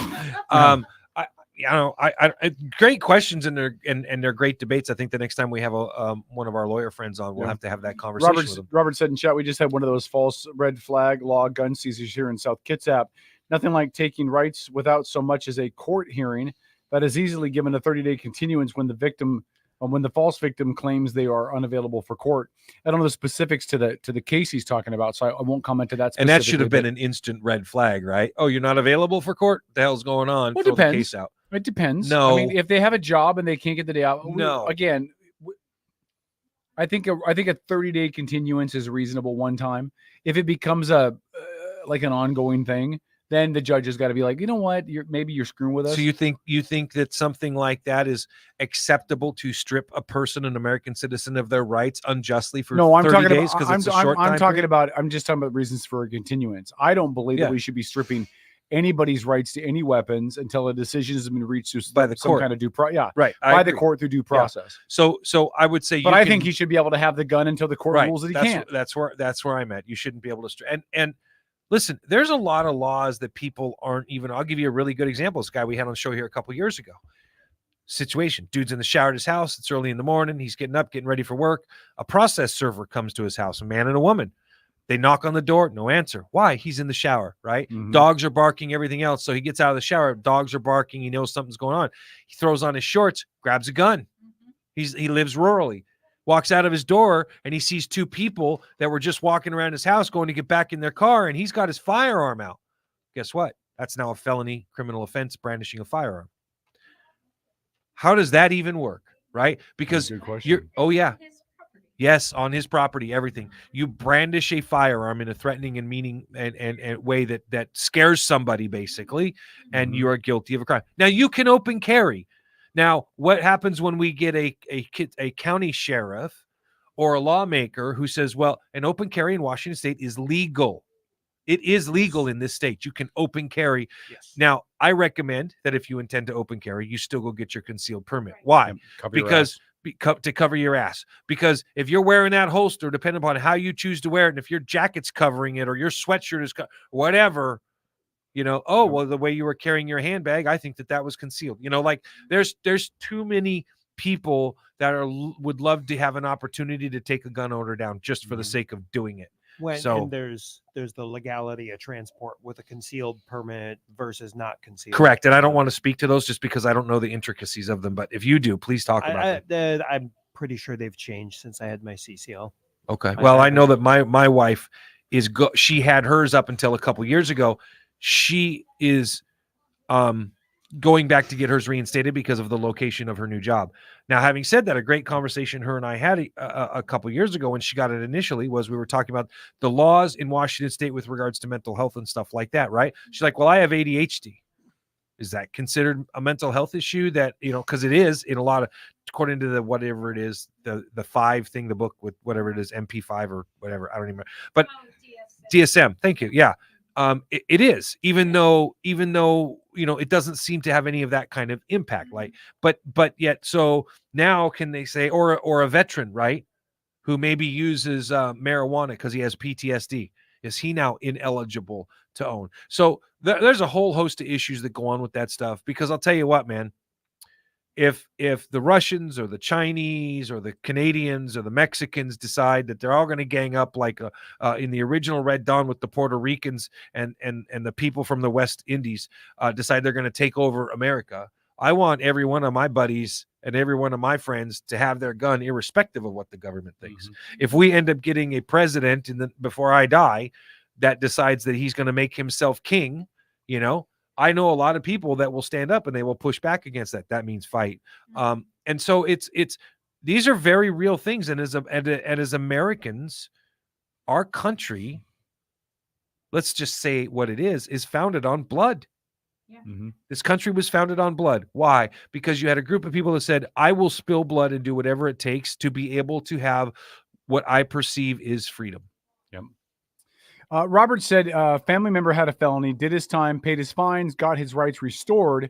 Cost a lot of money, though. Yes, and that's why I think you shouldn't have to go to a judge to get those rights restored. I think they should be automatic. And if it's constitutionally, like if it's a constitutional thing, why are we having to pay anybody to do anything? Well, why are you having to pay to get a license to travel on a road your taxes pay for? Well, that's a whole different question. No. We're talking about paying for things that you should have the right to do. I agree with you, but I'm just saying that's a whole different, another. Here's a good question. If I have a river that flows through my backyard and I'm sitting on the shore of the river as it goes through my backyard, and I throw I go fly fishing off of my back deck into this river, should I have to purchase a fishing license to fish on my own back deck? You don't have to answer it. It's a tough one. No, it's Depends not a on tough what state you one. live in. Well, I mean, using the state law as an example, the fish are not your property. They are property of the state, and they will charge you a fee to pull them out of the river in the form of a license. I guess. I don't agree with any of these stupid things. I don't need a fishing license. I don't need a shellfish license. I don't need hunting licenses. I'm a little more unsure about, because there are some things with quotas and tags and how many you're allowed to shoot and hunt. If you're a rancher, dwindling numbers, and wolves come onto your property and attack your cows, so you shoot those wolves and you kill them. Then after they're dead, you figure out that they've got tracking devices on them because they're being monitored and followed. And let's just say you throw them in a river and then they get found so that they track them. Like, that's serious trouble. But you put them down because they were attacking your animals. And if it's on the Yellowstone River, it's even worse. I said that was an episode of Yellowstone, Paul. I remember that. By the way, took the wolf down to the train stations. That's right. The wolf went to the train station. The last half of season 5 comes out in November, by the way, for you Yellowstone without fans. Kevin Costner. Yeah, but yes, in case for those that haven't seen it, he did release a little video on like Twitter or whatever it was that said that he loves all of his fans and that he wish he could be there, but he will not be on the last season of Yellowstone, which is going to make it a little bit awkward. It's going to have to be like some B-roll footage and then a plane blowing up or something. I'm gonna say this right now. I'm really pissed off at Costner. Like, it is because it is the overall just. You don't know the whole story. No, but it doesn't matter. If you sign on to do something, he has a contract for season 5. He's under contract. It's not that simple. He built, but listen, there's integrity, right? What That's we an learned. actor. Here's what we learned about today in None church. of that. They Hold fake on. everything. Here's what we learned about today in church. Integrity is when your actions match your beliefs. Okay. Actor. Again, irrelevant. No, it isn't. Actors' beliefs change with the setting He should sun. have, but he signed a contract for season 5. Did he? I don't know what He contract expects signed. he's under contract for the rest of the season. I mean, this is still under his contract for the show. But how do we know that? Because clearly- he's even acknowledges a contract. If- They're just choosing not to if- enforce the contract because it got ugly. If that's the case, that's fine. I get. And when you ask millions of people to invest time and energy into your show, and you want them, and they make you successful in that show, and then you give them the finger and say, "But I'm not going to come back for the last 6 episodes or whatever the show. You guys can all kiss my ass."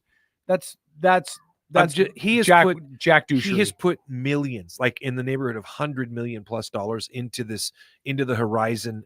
His fault. He knew he was under a contract commitment to Yellowstone and should have followed it through. I'm not disagreeing with that. I'm just saying that we don't know all the details, Lori. So he was under contract for the first half of season 5, from what I understand. But this was also brought up on a business side.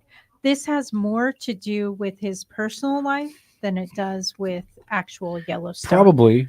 Because he was under contract, and if he signed up for the extended version, the second half of season 5, then he has to go back to court and he owes more alimony and child support. But it's true because he was Yeah. going through. His Yeah. wife was cheating on him. Yeah. Irrelevant to me. No, I know that to you well, as a you- fan, I mean, yeah, but to him, this is he's gonna make- protecting his retirement. But this is going to make Yes. it harder to get people to get invested in shows like that. If they think, well, it's not going to, they're not going to give us the respect we owe as the public that are trying to boost this show and let you make your millions of dollars. We're just not going to watch it. Well, we're not going to get involved in it. You We're do not- have a fair point, right? That actors and these television shows, and the problem is, you get invested emotionally into a storyline, right? Like I love the hell out of 1923. Mm-hmm. I don't even know if they've started filming season 2 yet or not. What's it been 2 years? Like I loved that. Actually, that was actually a show. Were they doing season 2 was Harrison Ford going to be in Oh, season yeah. 2? Was he? Oh, yeah. They left they're halfway through the story. Okay. Like literally the story Did you- left on a cliffhanger. Did the Ron Bass one come out yet? Oh yeah, the lawman Ron Bass Bass. Reeves. Bass Reeves, I mean. Yes, it did. Ron Bass was a wrestler in Yeah. the 80s. Yeah, by no, the it way. came out Sorry. about 4 or 5 months Was ago. it good? It was very good. Was it good? Okay, I Yeah. haven't watched it. I haven't seen 23. It was either. it was a and I great. won't watch 1883. You won't? No, I won't. Okay. Because I know how it ends. I know what happened. I can't watch it knowing that the kid's gonna die. I just can't do it. Which kid? That girl. That girl. I mean, it was the 1880s. I don't know- Everyone dies. I don't know her name, but I don't remember her name. But the daughter. I can't watch it knowing that she's gonna die. I just can't. Okay, listen. That was I part can't. of the thread of the. I understand that. I Kevin. like to believe in happy Hey, Kevin. endings. Come on, Kevin. There was What? a happy ending. Okay, let me prove to you. I'm going to prove to Phil right now how Yellowstone. full of crap Kevin is. You go to church on Sundays, Kevin? Yeah. You like it? Yeah. How's the book end? Enough said. The book ends with It's a all happy believers. ending. All believers ascending to heaven for You're eternal peace missing and the streets of point, gold. jackass. You Anyway. know what I was getting at. I know what you were, but it was a false equivalence. We also know how it ends for the unbelievers. Yeah, we do. In the immortal words of Tool, learn to swim. Listen, I don't want to watch a show or a movie that is just going to end on a down note. I just don't. But it didn't, and you'd have to watch it. I'm not going to watch it because she dies. Well, that's fine. But That'd you're, be sad. You're missing an incredible story. That'd be sad. It was a good story. It was a though. very good That'd be story. sad. She died. It was, in fact, it was. I was a fan of Yellowstone, but watching 1883 made me a fan of Taylor Sheridan. His writing skills. You missed. She fell in love. I've never seen Heartbreak Saving Private Ryan. Twice. Never seen it. Yeah. Fast too. Like that girl Hamburger wasted Hill. no time. Never seen it. right, Saving like- Private Ryan. Saving Private Ryan. I've never seen. Hamburger Hill. I've never seen. Apocalypse Now. I've never seen. Band of Brothers. I've never seen. Jesus Christ. Okay, we And have you come wanted to a go on that. conclusion. You wanted to go on that tour, the Band of Brothers tour with me, and you've never seen it? Yes, but because the Band of Brothers tour touches on But you've never seen it. You don't even know what it's about. It's about World War II, which is the fact. And Band of Brothers was a movie based on the war, and the war actually really did happen. And I've studied it, dude. And the so Band it of goes Brothers, to several battlefields. With the that's Band why I of would go. Brothers was written by the soldiers of Easy Company after World War II, talking about their exploits, their travels, everything that happened to them from the moment they landed on the beaches of Normandy until the war was over. I don't debate that. I'm just saying I've never seen the movie, but the tour But on that itself- one, you know the ending. Hitler dies. Jeez, it's sad. Oh, I listened to a podcast last week about the end of Hitler's life, and just kind of the detail of everything. Dude didn't die in a hole in the ground. Dude escaped Germany. I was going to say Hitler dies is sad. Hitler goes to prison. Now that would be a good ending. Right. Yeah. Did you know that was it Hitler meets Bubba? Who was his right hand dude? Goebbels? Goebbels' wife and Goebbels and their six kids died in the bunker with Hitler. Hitler didn't die in the bunker. Well, I mean, theoretically died in the bunker where Hitler was Did you know at. they did DNA tests on the skull that the Russians have had all these years? They said it was a skull of Hitler. Yeah. It was a woman's skull. Hey, I'm Eva not Braun judging. died in that bunker. Hitler did not. I'm not judging. And There's listen, no way if Hitler didn't die in that bunker, there's no way Eva Braun died in that bunker. Some other woman maybe are you died in that kidding? bunker. Hold on, but hold on. Hitler took Have you Eva ever with been her. with a woman that you wanted to go and did not want to take her with you? Like Trust this me. crazy bitch. She ain't Trust me, coming he with me. wanted to I'm getting take her out of with here. I'm gonna go start a new life in Argentina. Baby, I'm right behind you. I'm gonna kill myself. Here is your cyanide tablet. I'll be right behind you. Yeah.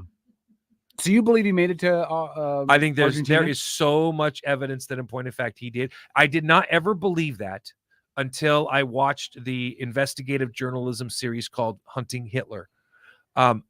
They literally, I mean, dude, the CIA was aware of it. Did it involve ghosts? Don't recall any of that. There was a haunted hotel that they went there, but The main there thing was an for me that- entire network set up and to allow him to escape. And there was an entire network of Nazis, and their families are still there. Yeah. In Argentina, Ecuador, Peru, The all thing of that South gives America. the thing that gives me credence to the fact that Hitler got away is that he knew that the Russians were coming from the east and the U.S. was coming from the west. He had plenty of time. He knew that Germany was not going to win the war. You're right. The idea that he would have just stayed there is somewhat unbelievable. Now, and here's the reason why I'm convinced that he did survive, because this investigative journalist, one of them was a CIA, another one was a Navy SEAL. Anyway, they had a great team, and they were using all of the CIA's files from the 40s, 50s, and 60s. They went and tracked all of these places down, and you know what they found? Huge bunkers, concreted bunkers, machine gun, they found military bases in South America. Now, the Nazis didn't do that because Hitler died in a bunker. Yeah. So anyway, I don't know exactly. I haven't formed a final and there's opinion on that, pictures, but I there's don't. pictures of him. I think that when Hopefully, when unless they were Auschwitz faked. was liberated and some of the other death camps were liberated, I think that was Hitler's aha moment. There's no way I'm winning this. This is going to get out to the world. This is just going to, make it even harder. His for aha anybody to- moment should have when the Battle of the Bulge ended with his tanks running out of gas. If you guys are looking for something to watch that We're not watching porn, Lori. Stop asking. that shows an alternate Lori is not like parallel. that, folks. Yeah. Lori told me her favorite movie was Sex Trek, The Next Penetration. Lori is running for office, Ash Munch. Yeah. She would never do anything like Lori that. said her favorite movie was Romancing the Bone. No, it's not. Terms of Endearment. It's really Saving not. Ryan's Anyways. privates. Rambut. Anyways, Amazon. Yes. The Man in the High Castle. Tell 'em it's okay. Yeah, that's a good one. If you have not seen it, I suggest you watch it just because it shows an alternate Absolutely. universe. I if, watched the- if the Japanese and the Germans had won. Yep, and split the United States Yeah. in two with kind of a no man's land in the middle. Right. Yeah, it's It that was a fascinating one. Yeah, Yep. it was really it was a hard thing to grasp at Yes. first because your mind is twisted. Yep, absolutely, But for sure. definitely something to give you an idea. For But sure. yeah, I hadn't heard about Hitler making it to South America. So the series is Mengele- called, it was on History Yeah. Channel. It's called Hunting Hitler. It's 3 or 4 seasons. And it is incredibly inclusive. And these guys find a lot of stuff. We're talking sunken German U-boats, They found secret tunnels out of Berlin that went straight from Hitler's bunker to an airport a few miles away. Like they were like, dude could have totally escaped underground, been at an airport, and been on a plane going to wherever he wanted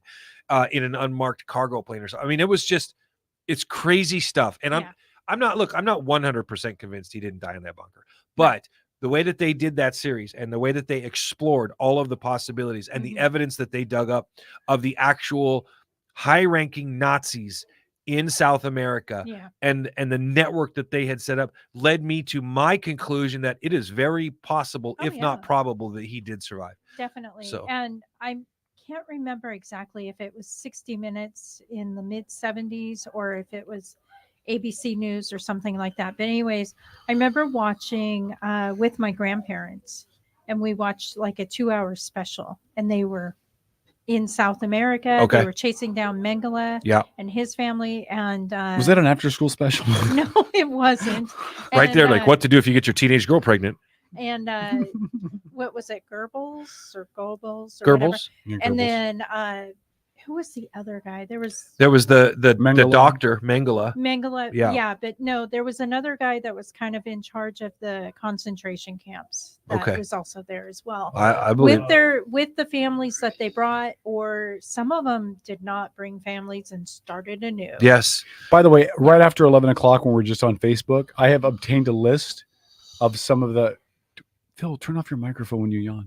If we're bored, dude was eating into his microphone. Phil, don't tell everybody. I found a list of the funniest porn movie names.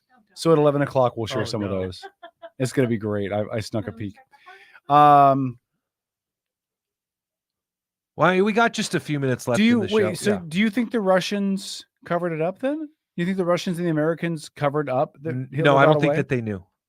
Now let me rephrase that. You think that they knew, so they covered up. They didn't release publicly. They hid it. So that Hitler got away. It's not So they had a set of several sets of remains. One that they believed was Adolf Hitler. The Russians did, and so they kept that skull. Now, until just a few years ago, they had never done any DNA tests on it.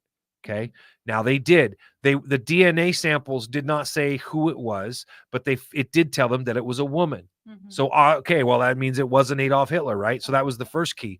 Now, there was a really good point. Hold on 1 second. There was a really good point made by the CIA guy who said once the CIA apparently during the 50s and 60s, during that 20-year period, they had learned that they believed that Hitler was still alive because of all the sightings of him in South America.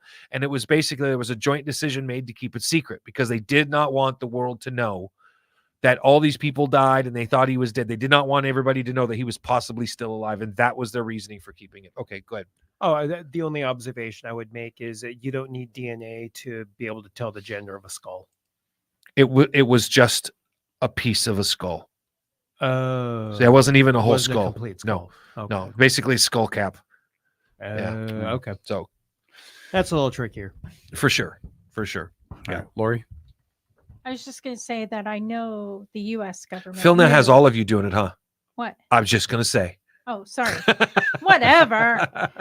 No, the special that I did watch mentioned that the U.S. government knew, and they had interviewed someone who, of course, back in the 70s, behind the dark color and voice distortion, but they knew about it. And I think it goes to your point that you're making, where at that point, the U.S. government couldn't say, hey, by the way, he got away. Yeah, we didn't get them. Exactly. They're over here.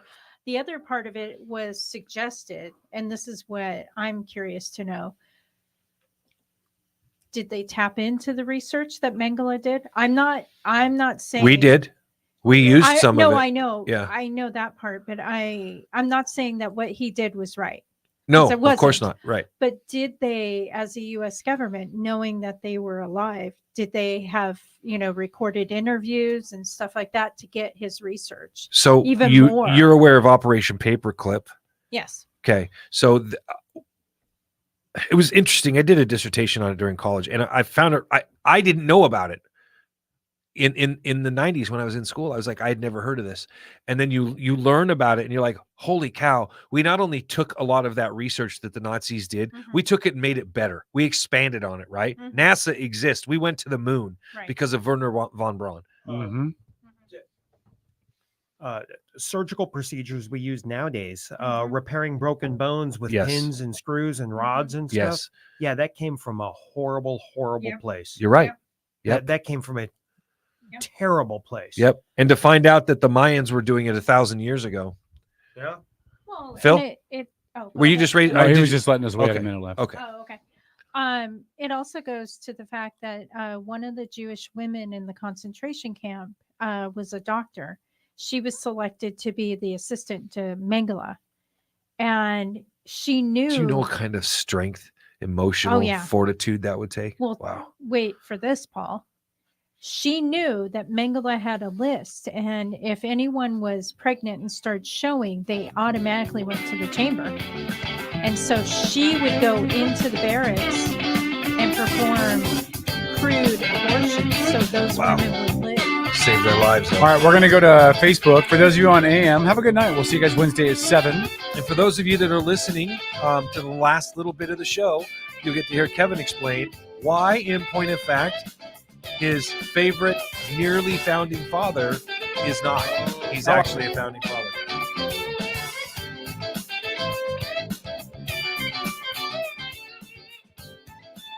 Outlaw Radio. All right. So first, I'm going to read this to you, Paul.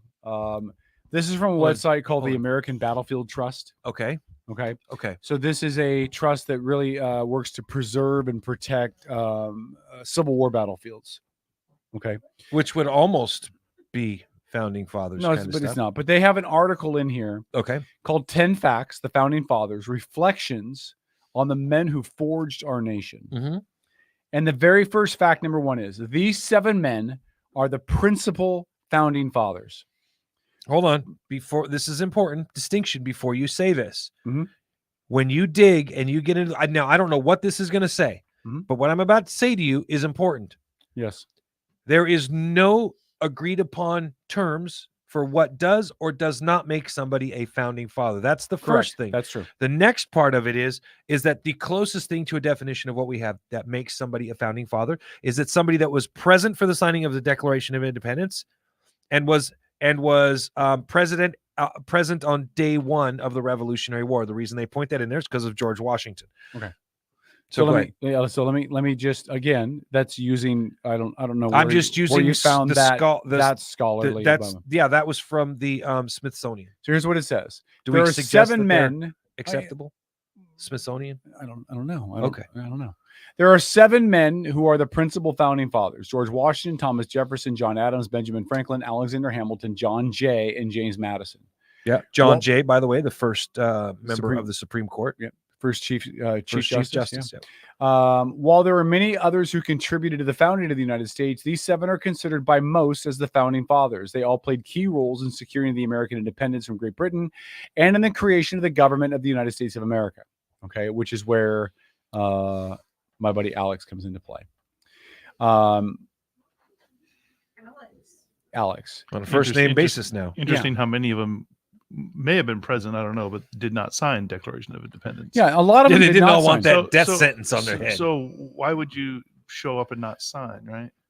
Well, again, you have to remember the people who were authorized to sign as delegates. They were the delegate from each state. Yeah, and so not at, well, and it was more than delegates from each state because I think there were 39 signers or something like that. Yeah, each state they sent a delegation. Yeah, delegation. Thank you. Yeah, and so the issue is, and this is something that most people forget when they look at their constitutional studies.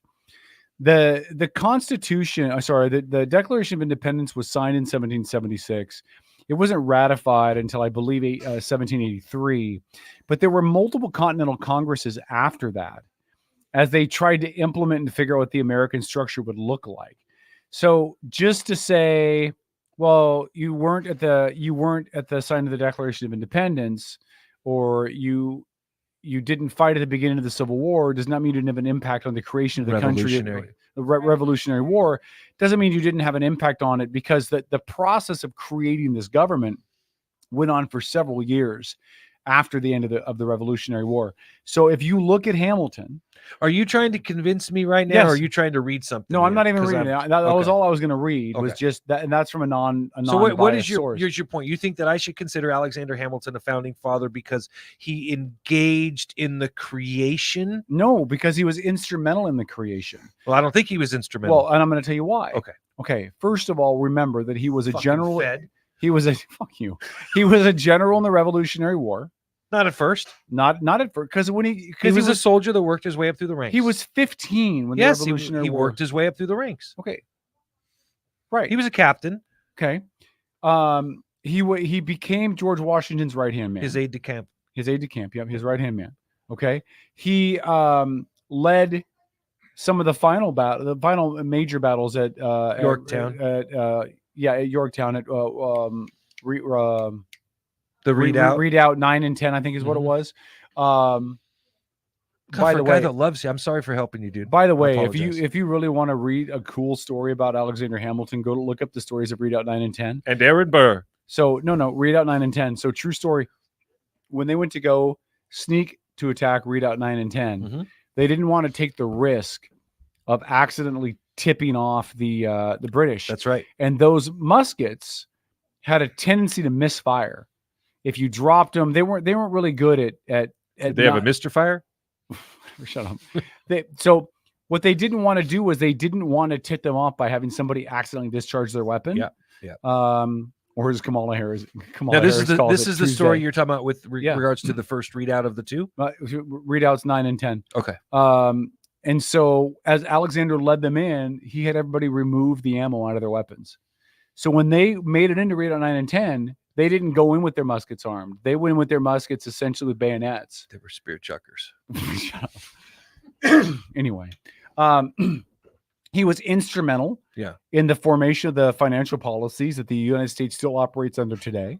He formed the central bank. He was responsible for the formation of the central bank. Now you can argue Many consider him a traitor for that. but hold on. You can argue whether or not it was right or wrong, but you cannot underestimate the impact on American government and the American system, because it is part and parcel to how we run our country today financially. Whether you think it's wrong or not is irrelevant. Well, I think he missed his shot. So whatever shot. He was the first director of the Treasury. He formed the Coast Guard. He formed the New York Post. He was shaping elections after I have no doubt he had that an he affair was- on his wife. Yeah, I and don't was even- ostracized politically. Yeah. He basically handed the presidency of Thomas Jefferson, stopping Aaron Burr. It's all true. I don't I don't disagree with you. I want to make it very clear that you know or you understand that I believe that he played a significant role. However, I look at the word founding, right? Beginning, the base of, the pillar, right? Yeah. I do not believe he fits into that category. because he the- definitely comes. He Yeah. comes because shortly the country after was the beginning. founded on a Tuesday, and if you weren't there, you're ass out of luck. Well, I All mean, right. when you're supposed to be at the car club meeting, you're supposed to be at the car club meeting. All right. Here we go. I'm going to give you guys, we're going to end this on a funny note. Okay. I'm going to give you some of the names of some of the best porn movie names out there. Well, time out. Yeah. Did you just give up? No. You just changed the subject. I'm pretty sure you Dennis just gave wants up. to go home. So we're going to have to cover this at a blame different time. Dennis now. Yeah. So I second. what? I second that committee. Phil threw you under All right, let's all go ahead. home. Good night, everybody. Thanks for listening. I appreciate it. You're You gonna guys have give a no. I'm not going to do it. I got people bitching at me in the background that they want to go home, so we'll just go ahead and go home. I didn't hear I anybody love say you that. guys. I'll see you guys on Wednesday at 7 p.m. Good night, Outlaw Radio Network. Goodbye.